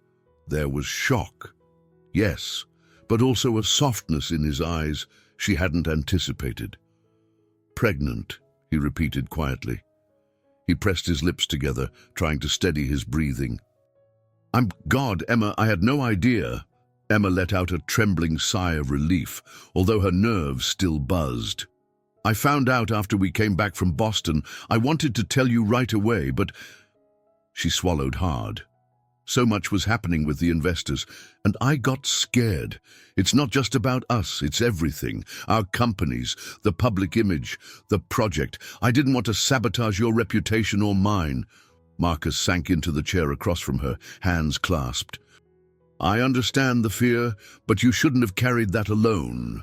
He hesitated, inhaling sharply. "I'm not angry. Surprised, yes, and worried about the timing. But I'm not angry at you." A weight slid from Emma's shoulders, even as 100 new anxieties crowded in. "I haven't told anyone except Michelle. I'm terrified about what this means for the deal, for how our investors will react. Some of them are old school. Any sign of personal complications might make them question my commitment." Marcus nodded. "I've been in enough boardrooms to know that personal matters can get twisted, but let's not jump to worst-case scenarios." He reached out and gently took her hand. "First, let's make sure we're on the same page. This baby changes things, but it doesn't have to destroy all we've built." Emma's eyes stung with tears. She squeezed his hand back, a swirl of emotions stealing her voice. Despite her fear, she couldn't deny the surge of relief in having him here, taking her seriously, showing concern not just for the project, but for her and the unborn child. Her phone chimed, startling them both. She checked the screen and saw Harriet's name, followed by a quick text. "We need to talk ASAP. Bad news about the sabotage rumors." Emma's gut twisted. She turned the phone toward Marcus so he could see. He exhaled, eyes darkening with worry. "We'll handle it, I promise." They left his office together, stepping into the hallway where staff were beginning to head home for the day. Harriet was waiting near the elevator bank. She glanced at Emma, then Marcus, and her brow furrowed as if picking up on the intense undercurrent between them. I'm sorry to interrupt," Harriet said, speaking quickly. "We got word from an inside contact that Victor Milhouse is pushing a negative campaign among certain board members. He's claiming our technology is overhyped. He's also suggesting some instability in our leadership." Emma's pulse jumped. Had he already caught wind of her pregnancy, or was he simply attacking from every angle he could find? "What sort of instability?" Harriet's mouth set in a grim line. "No specifics. But if he's hinting that the leaders of this project are personally entangled or dealing with issues, you can imagine how the board might react. The rumor mill has already begun." Marcus exchanged a look with Emma, silently acknowledging the danger. "Let's regroup in the boardroom," he said, nodding at both women. Minutes later, they huddled around a sleek conference table, joined by Michelle and a few other trusted allies from Green Growth and Carter Tech's teams. Harriet updated them on the sabotage attempts. Confidential memos circulated among high-ranking stakeholders, casting doubt on Emma's capacity to lead and insinuating that Carter Tech might be better off shelving the project. Michelle shook her head. "He's using every underhanded trick in the book. We need to counter this quickly." Marcus leaned forward. "I'll schedule a meeting with the Carter Tech board. We'll address these concerns head-on. If we let them fester, people will start believing Victor's propaganda." Emma swallowed, her hand drifting to her abdomen involuntarily. The gravity of it all settled on her like a heavy cloak. She cleared her throat. deciding not to mention her pregnancy in this full group. I'll call an emergency session at Green Growth too. We need to present hard data to reaffirm the project's stability and my leadership. Their discussion continued, brainstorming strategies and potential allies who could vouch for Emma's dedication and skill. Each minute that passed felt like a puzzle piece snapped into place. Despite the looming crisis, a sense of unity bound them together. Eventually, Harriet glanced at the time. Let's finalize these action points tomorrow morning. It's late, and we're all spent. People began gathering their things. Emma found herself standing side by side with Marcus again, no longer certain how to act in front of others now that their secret was out, at least between them. Michelle offered Emma a supportive smile, as if to say, "You're not alone in this." Emma returned the gesture, a silent acknowledgement. Even if the world outside felt like a storm, they now had a plan. And beneath the layers of spreadsheets, investor calls, and corporate maneuvering, a new life was growing, one that might bring more hope than fear if they could just navigate this next wave of upheaval. Emma sat in her apartment at dawn, a laptop perched on her knees as she stared at the cityscape through the window. The sky shifted from charcoal to lavender, but her mind was fixed on the confrontation awaiting her at Green Growth. She and Harriet planned to call an urgent town hall meeting with the senior staff to address the rumors swirling around. Marcus would handle a similar session at Carter Tech. Then they'd reconvene to present a united front. Her phone buzzed. Michelle's voicemail arrived. "Hey, you left so quickly last night. I just wanted to check on you. Let me know if you need anything." Emma rubbed her eyes. Even basic tasks felt monumental lately, given her constant fatigue and morning queasiness. Thinking of Michelle's unwavering support reminded her that she wasn't entirely alone. She typed a quick text back. "I'm all right, heading in soon. Thanks for everything." By 8 a.m., she was at Green Growth's main conference room. Harriet was already there, meticulously arranging chairs and placing water bottles. The overhead lighting cast a bright, clinical glow on the space, matching the tense hush that usually accompanied emergency meetings. "Ready?" Harriet asked, giving Emma a meaningful look. Emma nodded, forcing steady breaths. "As I'll ever be." Senior staff trickled in, exchanging worried murmurs about outside interference and unverified gossip.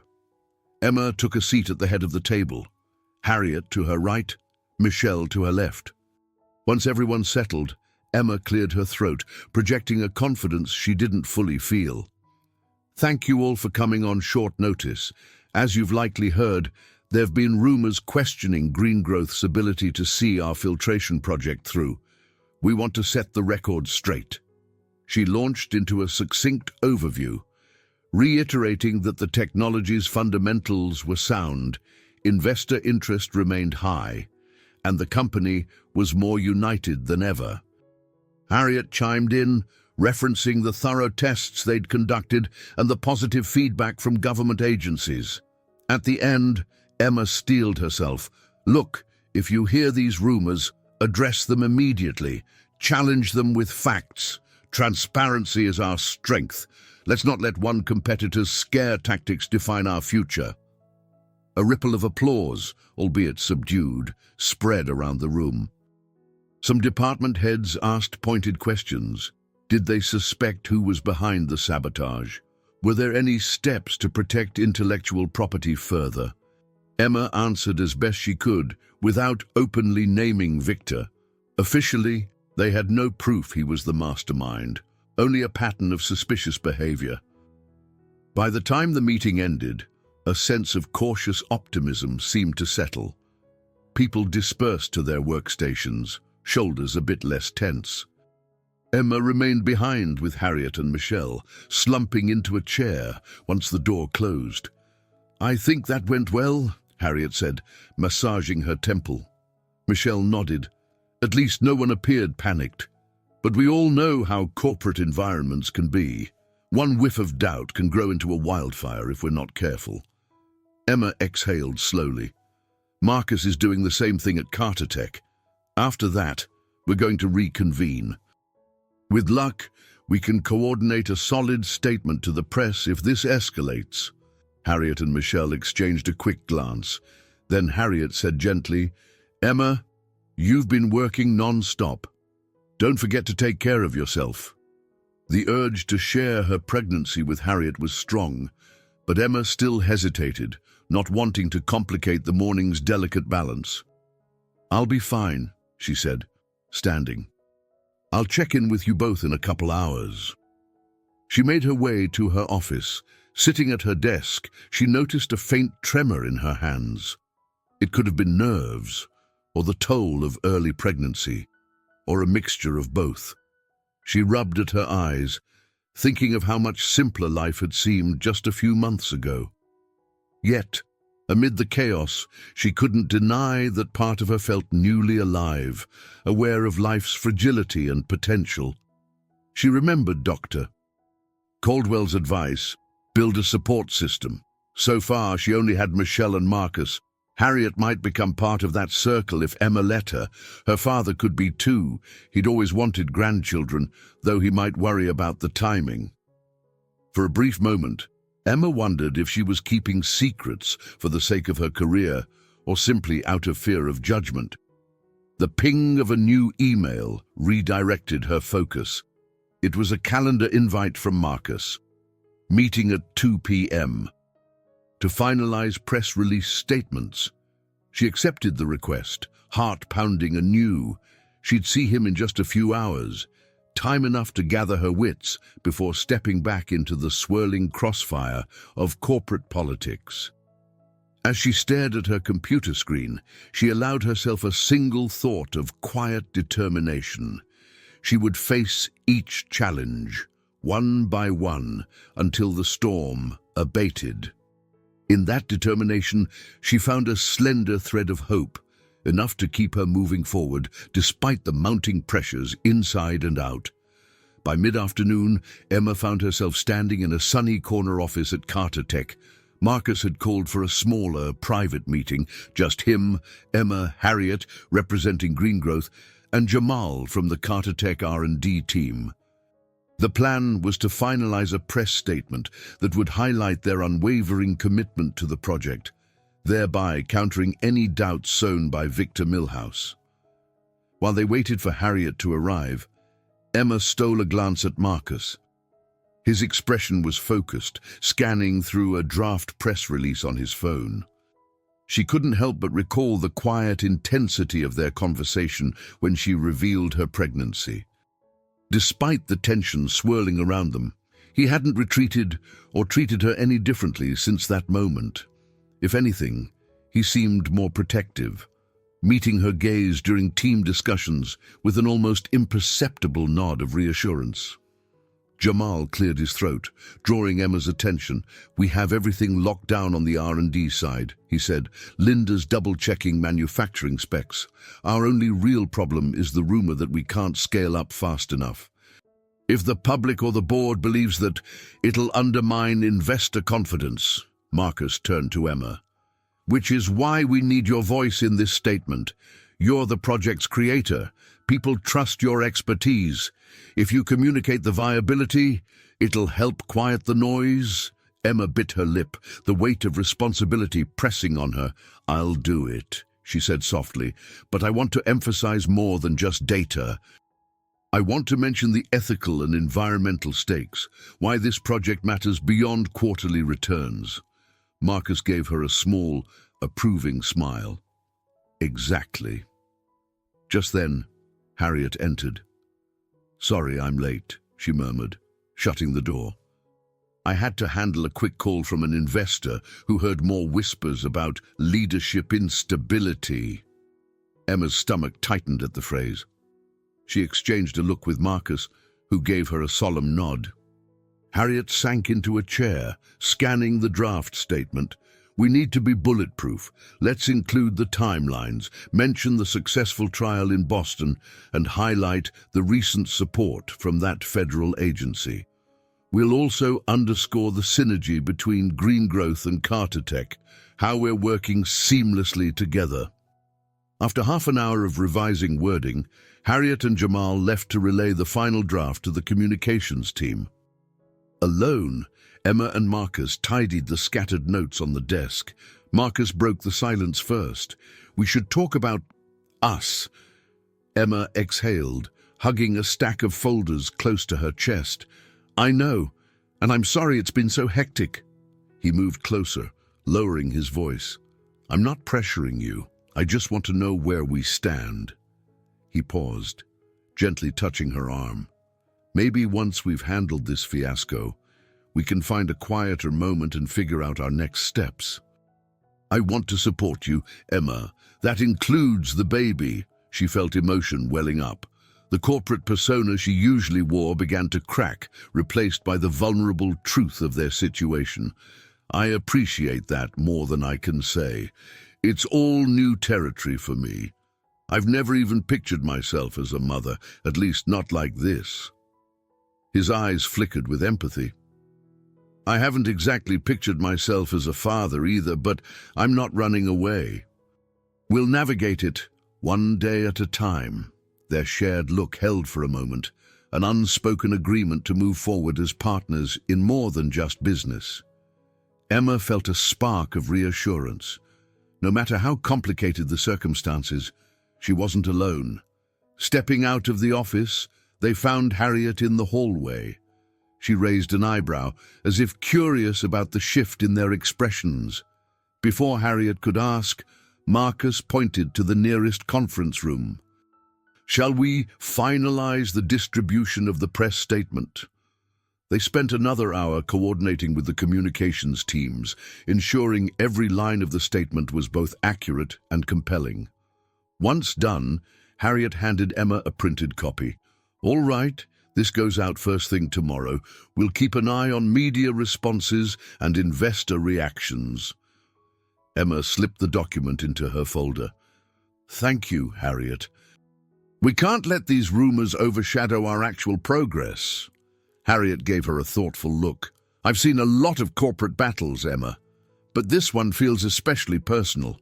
We need to stand firm. And on a personal note, if you ever need anything—" She hesitated, choosing her words carefully. "I hope you know I'm here."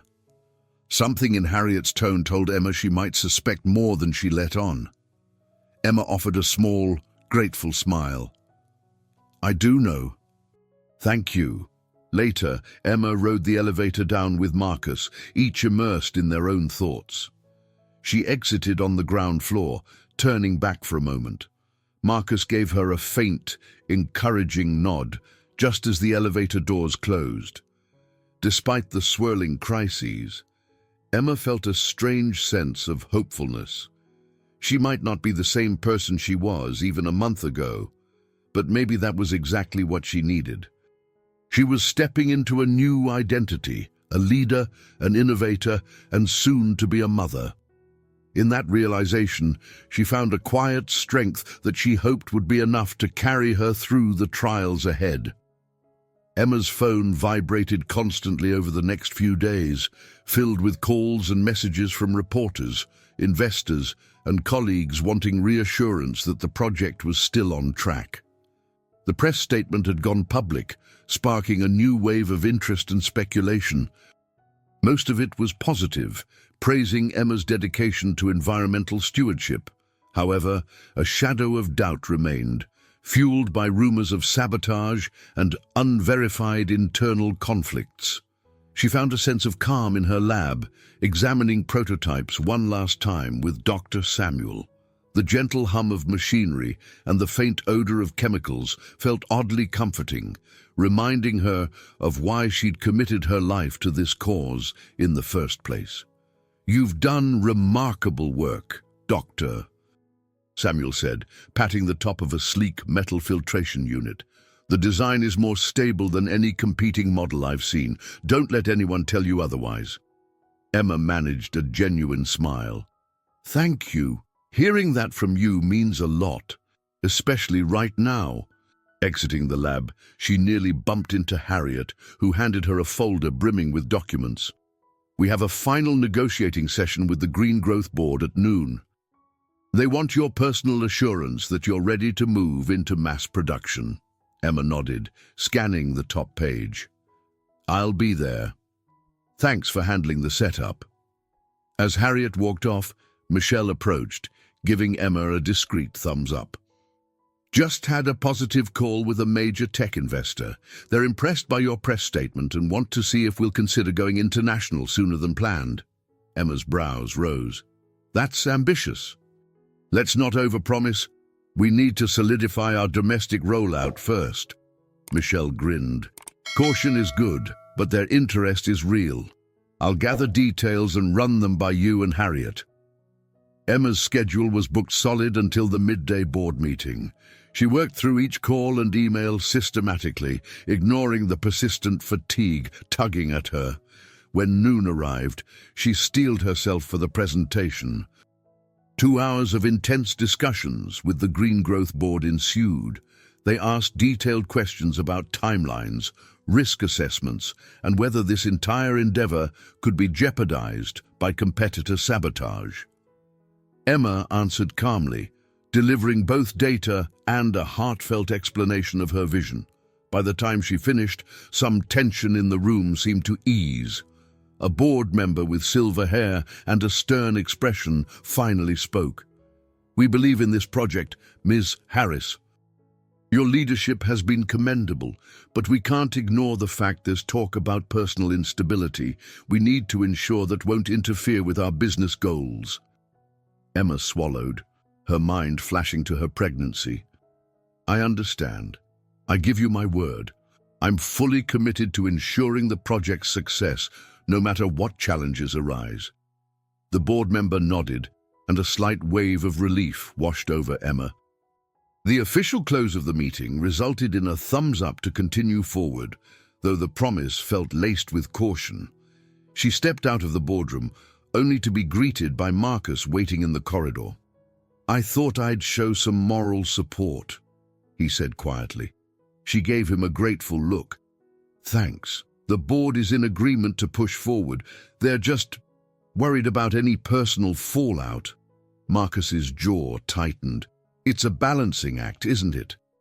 Maintaining trust in professional circles while dealing with private matters. We'll make it work." They walked together to Emma's office, where Harriet and Michelle were already waiting.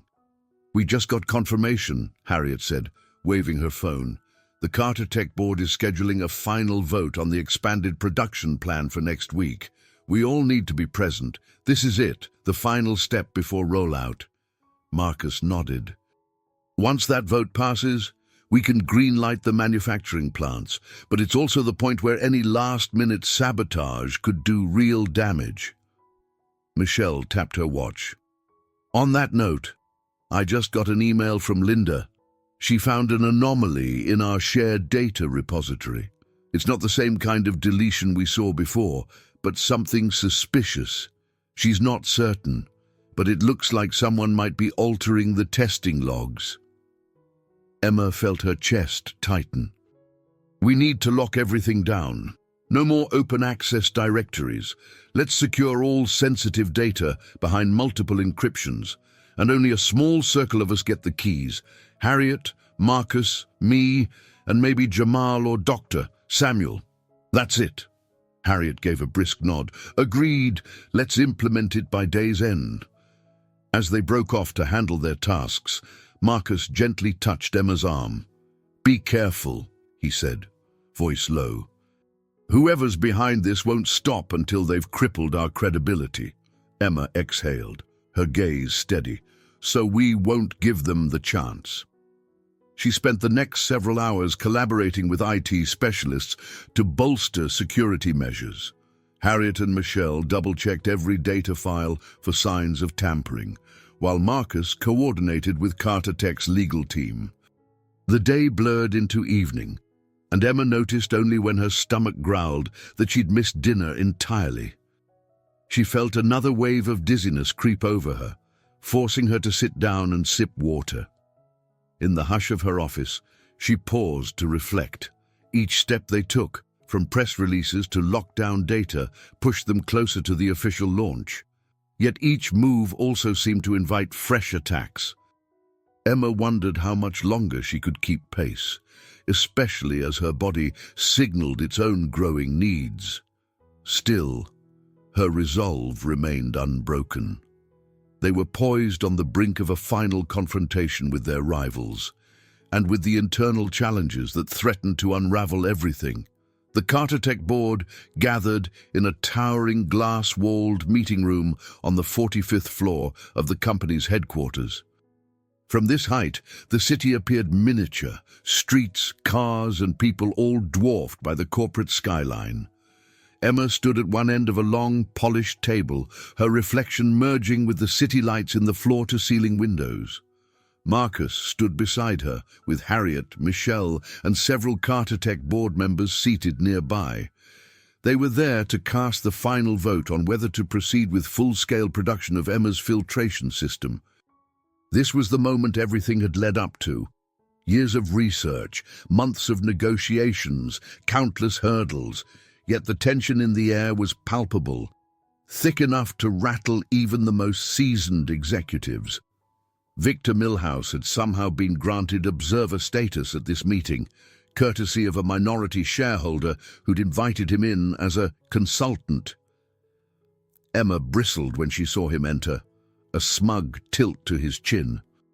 She exchanged a wary glance with Harriet, who subtly nodded, as if to say, "Be ready." Once formalities were out of the way, Emma was asked to present a summary of the unit's final specs and the projected outcomes for large-scale deployment. She spoke clearly, relying on data Harriet and Michelle had meticulously verified. Marcus chimed in to emphasize Carter-Tech's manufacturing capabilities. At certain moments, Victor let out a soft scoff, which Emma tried her best to ignore. When they finished, the lead board member rose to address the group. "We've seen the numbers, heard the arguments. The final vote will determine if Carter-Tech invests in immediate production or delays to reassess. Let's open the floor for any last discussions." Victor stood, smoothing his tie. "I've observed some irregularities in the data logs, strange entries, missing timestamps. I suspect that Miss Harris's technology might not be as stable in real-world conditions as she claims." Emma's blood ran cold. She resisted the urge to snap back, maintaining a calm facade. "Any irregularities could be due to the sabotage we've been warning about for weeks. Mr. Millhouse, our IT teams have been plugging security leaks created by unknown parties. The primary data sets remain solid." He turned his gaze to the board, ignoring Emma. "All I'm suggesting is a postponement. Let us conduct a thorough third-party audit before risking millions, even billions, on a system that may fail under pressure. Carter-Tech's reputation is at stake." Marcus's shoulders tensed. "We have verified results from multiple test sites. Pulling out now would mean the planet misses out on a truly groundbreaking technology, and Carter-Tech loses a market advantage. You all know the global demand for greener solutions is skyrocketing." A hush fell over the room as the board members exchanged uneasy glances. Finally, one of them, an older man with a serious expression, said, "We are indeed aware of the sabotage claims. However, we also value caution. If there's any truth to Mr. Millhouse's concerns, it could cost the company dearly." Harriet cleared her throat. "If I may speak, green growth stands behind every data point. We have robust endorsements from federal environmental agencies and private investors alike. Delaying now would compromise not only profits, but also our credibility with these stakeholders. They've placed trust in Carter-Tech and green growth to deliver." The tension mounted. Emma felt a flutter in her stomach, a mix of anxiety and the new reality of her pregnancy. She knew what was at stake. If the board sided with Victor, her life's work would stall or be lost. She also knew revealing her personal situation here could play right into Victor's narrative of instability. It was too risky. At last, a board member pressed a button on the table to initiate the electronic voting system. Names flashed on the large screen, each inputting a yes or no to greenlight immediate production. Emma clenched her fists at her sides, her heart pounding like a drum. One by one, votes appeared. Yes, yes, yes. A brief pause. No, another quick input. Yes, no, tallying up. The final count was 7 in favor, 2 opposed. A wave of relief surged through Emma. She swallowed a gasp, and Marcus exhaled, a spark of triumph in his eyes. The board member declared, "Motion passes. Carter Tech will proceed with production in partnership with Green Growth." In the hush that followed, Victor's face twisted in frustration, though he quickly masked it with a tight smile. He gave a stiff nod to the board, offering formal congratulations in a tone dripping with insincerity. Then he left without another word. Emma suspected he would continue his efforts to undermine them, but for now, they had prevailed at the highest level. Several board members rose to shake Emma's hand, praising her tenacity. Marcus leaned in close, murmuring, "You did it." Emma felt tears sting her eyes as the gravity of this success settled in. She thought of the child she carried, the challenge of balancing career and motherhood, and the promise she'd made to remain true to her calling. In this moment of victory, she found renewed strength. The greatest trials might still lie ahead, but at least now she could face them knowing her work was finally on the path to changing the world, one filtered breath at a time. Emma stepped out of Carter Tech's skyscraper into the bright Chicago afternoon, the echoes of applause from the board meeting still reverberating in her mind. The air felt lighter somehow, as if she had emerged from a long tunnel and was now taking her first real breath. With the official vote secured, the path to mass production was clear, yet despite the celebratory mood, she sensed a lingering vulnerability. The stakes remained high, and Emma was acutely aware that even success brought its own pressures. At street level, Harriet caught up with her, shoulders relaxed for the first time in weeks. "We did it," she murmured, her voice edged with relief. "Now comes the follow-through." Emma nodded, pressing a hand instinctively to her abdomen. The subtle swell was still hidden beneath her tailored blouse, and no one but Marcus, Michelle, and Dr. Caldwell knew her secret. "Yes, we need to be meticulous," she agreed. "This is where our real work begins." They started walking, weaving through lunchtime crowds. Emma noticed a few passers-by glancing curiously at her, likely recognizing her from the recent press coverage. While she appreciated the positive attention, it made her uneasy to realize her private life might soon be under a more intense spotlight. She reminded herself that the environment, her life's work, was worth every inconvenience. When they reached the Green Growth building, Harriet hesitated at the revolving doors. "I've got a phone briefing with the marketing team. Are you coming up?" Emma's gaze shifted to a small park across the street. "I'll be there shortly. I need a moment to clear my head." Harriet nodded knowingly. "Take your time," she said, then disappeared inside.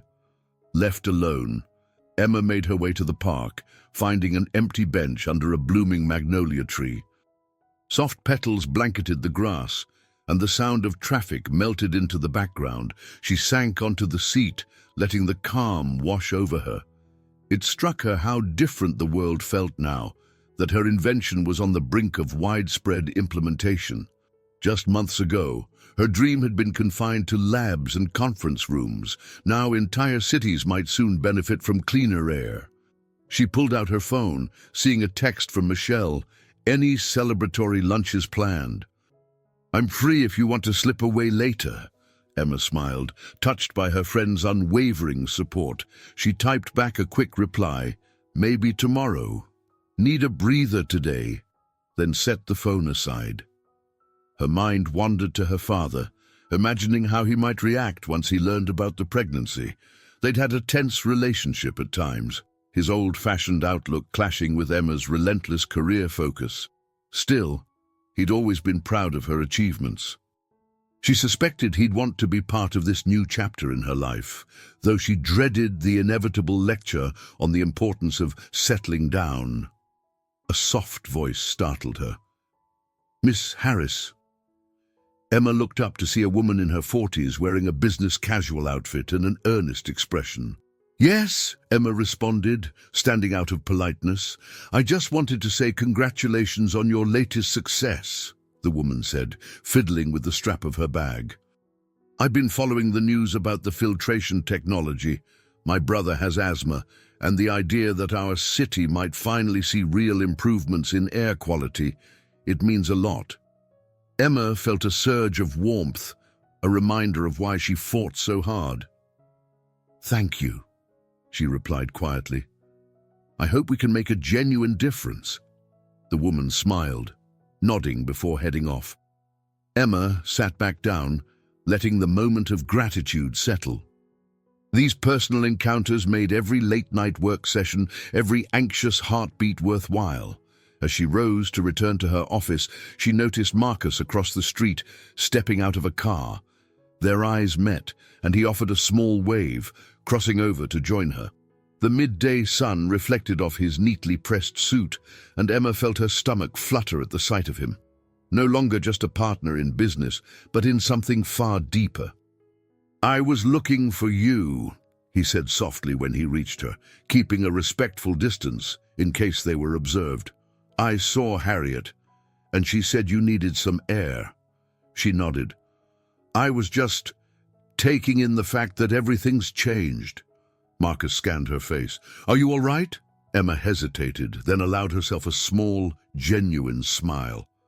"I'm adjusting," she admitted. "Everything feels bigger now, in both good and daunting ways." They exchanged no further words. Instead, they turned together toward the entrance of green growth. The prospect of new challenges weighed on them, but there was a shared understanding that they stood on the cusp of something transformative. Each step felt purposeful, as if they were crossing a threshold from one life into another. For Emma, it was more than a corporate victory. It was the beginning of a personal journey she was only just starting to comprehend. Emma was 6 weeks into her pregnancy when she arrived at Greengrowth one morning and found the reception area abuzz with excitement. Posters bragging about the Carter Tech partnership lined the walls, and a new wave of interns hurried about with stacks of papers. The entire building hummed with possibility, reflecting the successful vote that had catapulted the filtration project into the mainstream spotlight. Michelle intercepted her by the elevators, sporting a grin. "I've lost count of how many phone calls I've fielded this morning. People are clamoring for interviews, partnerships, even philanthropic tie-ins. The schedule is insane." Emma pressed the elevator button, resisting a groan. She was thrilled to see the company thriving, but found it harder each day to summon boundless energy. "Let's space them out," she said, adjusting her shoulder bag. "We can't commit to too many events too soon." Michelle gave a quick nod.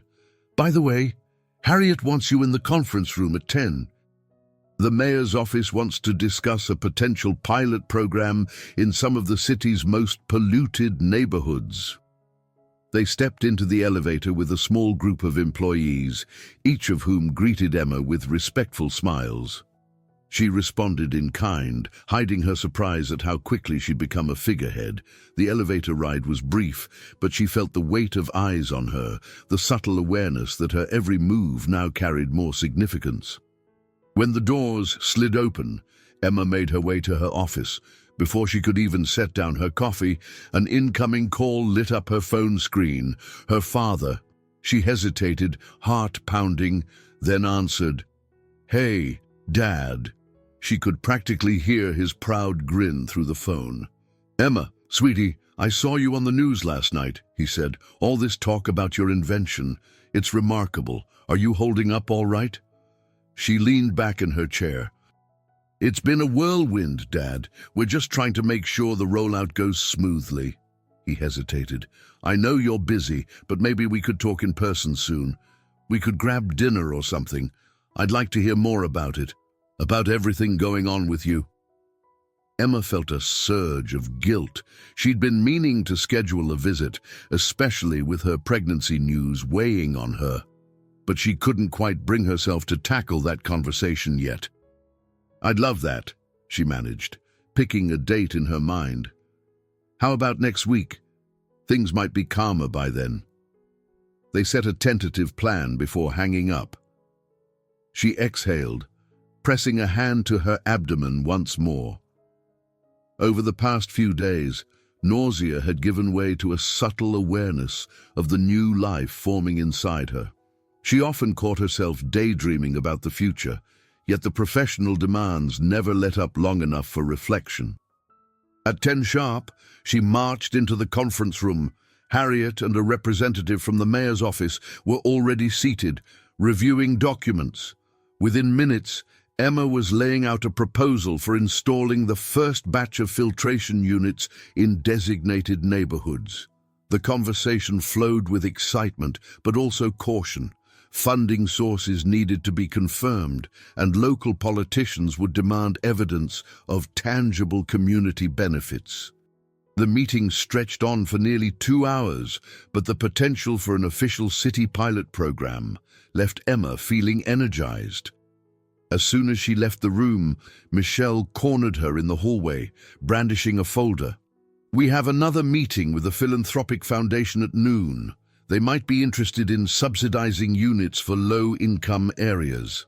Emma gave a quick thumbs up, her mind already racing with possibilities. Can you handle the initial briefing? I need 5 minutes to look over these new pilot program notes. Michelle's knowing expression softened. Of course. Don't push yourself too hard.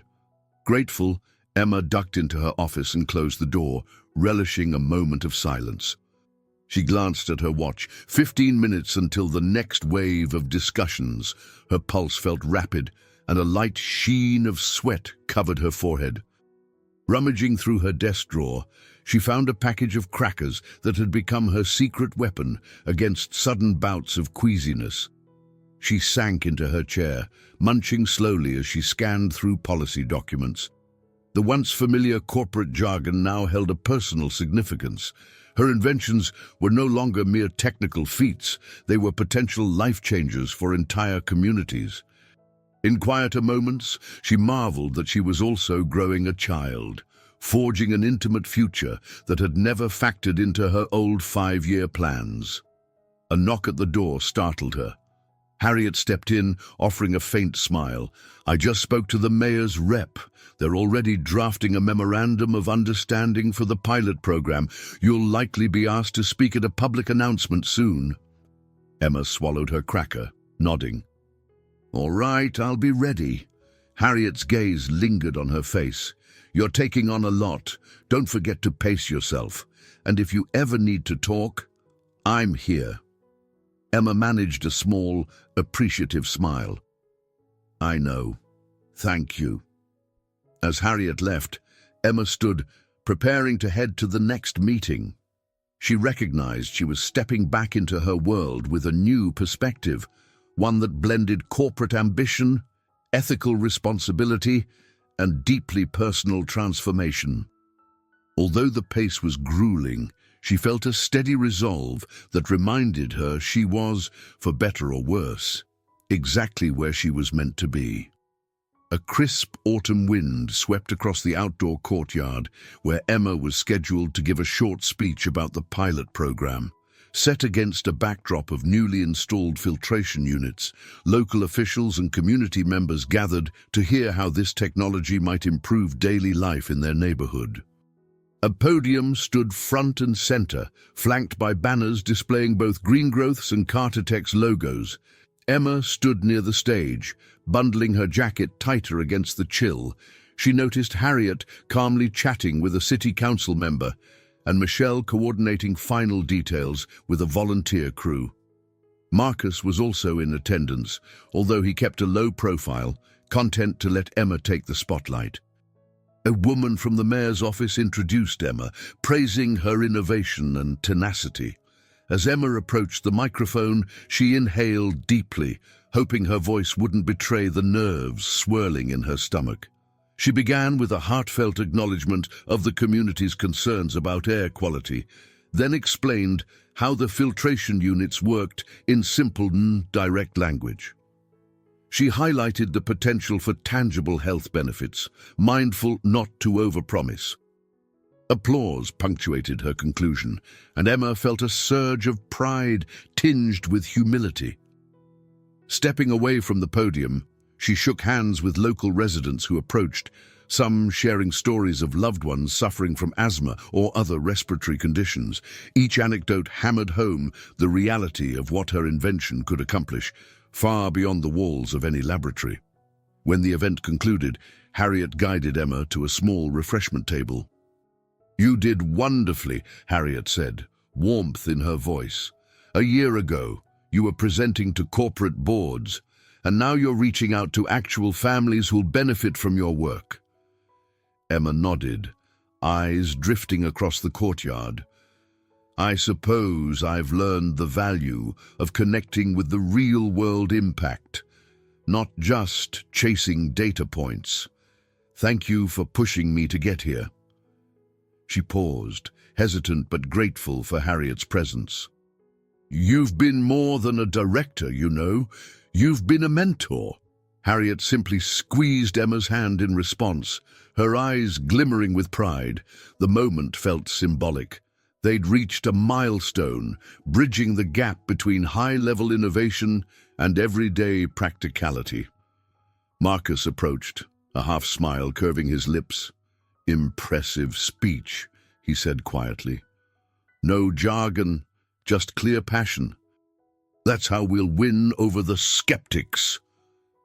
Emma tried to keep her composure, aware of the watchful eyes around them. Even so, she couldn't hide the flicker of warmth that sparked whenever he was near. "I hope so," she replied. "It's a relief to talk about the benefits without disclaimers and disclaimers of disclaimers." He chuckled, then leaned closer, his voice barely audible. "Are you feeling all right?" "You've been pushing yourself non-stop." She nodded, lowering her gaze momentarily. "I'm okay, just a little tired." Their conversation was cut short by a reporter who stepped forward, camera in hand, asking for a quick interview. Marcus excused himself, leaving Emma to handle the media attention. She managed a polished, concise statement that reiterated her earlier remarks, keeping it hopeful yet grounded. Shortly thereafter, the crowd began to disperse. Emma rejoined Harriet and Michelle, who were chatting near a row of the filtration units. Michelle looked at Emma with both admiration and concern. "You've turned into quite the public speaker," she teased, then added, "I hope you can rest for a bit now that this event is done." Emma smirked. "I'll rest when I'm retired. In the meantime, these units need further monitoring to ensure they're performing as expected." Harriet exchanged a glance with Michelle. "We can coordinate that. You don't have to micromanage every step." Emma took a breath, acknowledging her friend's worries. "I'll delegate," she promised. "But you know me. I need to stay hands-on, at least a little." A light drizzle began, prompting the event organizers to pack up the remaining chairs and tables. Emma, Harriet, and Michelle took refuge under a makeshift canopy, joined briefly by a local teen who volunteered to help with the pilot project. He was brimming with questions about engineering and college paths. Emma found herself patiently describing potential courses, scholarships, and the excitement of tackling real-world problems. This unexpected mentorship made her realize just how far she'd come. She was no longer the starry-eyed engineer fighting for a seat at the table. Now she had the chance to open doors for others. After the teen left, Emma felt a renewed sense of purpose.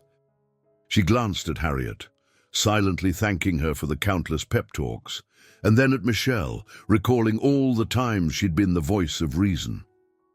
In the rain-soaked courtyard, next to newly installed technology that promised cleaner air, Emma sensed that her role was morphing into something bigger than she'd ever planned. Each day, she was shaping the future, not just for herself or her company, but for an entire community and the generations that might follow. Several weeks after the pilot program launch, Emma found herself in a familiar spot, her apartment's cozy living room, where she'd first entertained visions of changing the world through engineering. The difference now was the gentle hum of the city evening outside her window, layered with a calm that contrasted sharply with the frantic pace of the past months. She sank into her sofa, worn out from meetings, but feeling a deep sense of fulfillment. Across from her sat her father, visiting for dinner at last. He was in his 60s, hair graying at the temples, with a thoughtful expression as he studied Emma's face. "I was thrilled to hear about everything you've accomplished," he said quietly, sipping the tea she'd made. "I always knew you had big dreams, but I never imagined they'd lead to something this impactful." Emma felt her chest tighten, not with anxiety, but with emotion. "You believed in me even when I pushed you away," she admitted. "I'm sorry if I made you feel I didn't value your support. I was just so focused on proving myself in a tough industry." Her father set his teacup down. "I understood your drive, even if I worried it might leave you lonely. Now I see you've built not only a groundbreaking career, but also strong bonds at work and beyond. I'm proud of you, Emma." Genuinely proud, she took a shaky breath, deciding it was time to share one more piece of her life with him.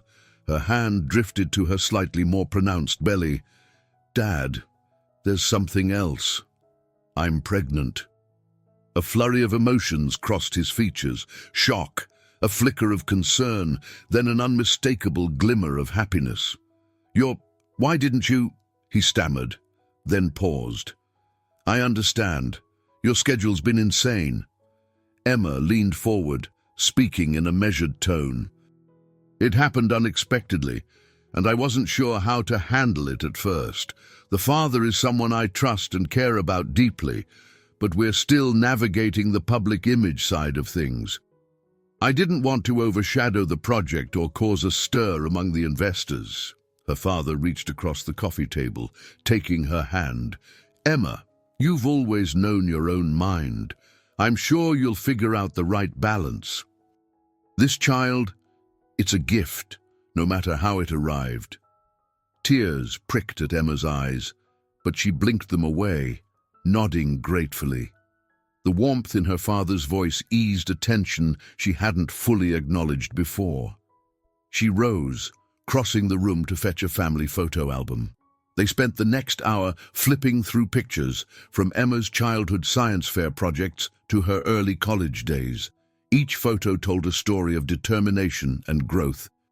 When he finally left, giving her a tender hug goodbye, Emma felt as though a missing puzzle piece had snapped into place. She cleaned up the teacups and walked onto her small balcony, the city lights shimmering below. The crisp night air carried a faint echo of car horns and distant music, reminding her that this was the world she'd chosen, dynamic, challenging, and full of hope. Her phone buzzed softly. A text from Marcus lit the screen. "How did your talk with your dad go? All good?" She typed back. "Better than I imagined. He's happy for us." Within moments, Marcus replied, "I'm relieved, thinking of you." Emma rested her phone on the balcony railing, reflecting on how far they'd come. From a daring night in Chicago to months of corporate showdowns, they now stood on the brink of welcoming new life. She felt a quiet certainty in her choices, a realization that her career and personal life could coexist, even thrive, if she allowed herself the grace to embrace both. The next day at Green Growth, Harriet greeted Emma with updates about the filtration units already showing positive data in the pilot neighborhoods. More city councils from other regions had reached out, eager to replicate the project. Emma was scheduled for another press briefing, this time alongside a Carter Tech executive who specialized in community outreach. Instead of dread, she felt anticipation. Sharing the progress with a broader audience meant magnifying the impact, proving that collaboration could drive real environmental change. Later that afternoon, she found a quiet moment in her office, glancing at an early prototype of her filtration device she'd kept as a keepsake. Its edges were rough, the paint scratched, but it stood as a reminder of how innovation starts small, shaped by trial and error. Emma's life, too, felt like a work in progress, molded by mistakes, triumphs, and the unexpected twists that no business plan could predict. She ran her palm over her abdomen, feeling a delicate flutter. In that moment, she realized that the sense of belonging she'd spent years chasing had finally settled into her bones. She was no longer just Emma Harris, the brilliant engineer, but Emma Harris, a multifaceted woman who could love, nurture, and break barriers all at once. No matter what challenges arose next, she carried within her a newfound resilience. The city outside hummed, the planet spun, and her invention quietly filtered the air in distant neighborhoods. And in her chest grew an unshakable belief that even in the high-powered corridors of corporate ambition, there was room for hope, family, and the gentle breath of a future yet to unfold. I hope you enjoyed today's story. Subscribe to the channel so you don't miss more stories like this. Leave a like and comment below what you thought of the story. See you in the next video.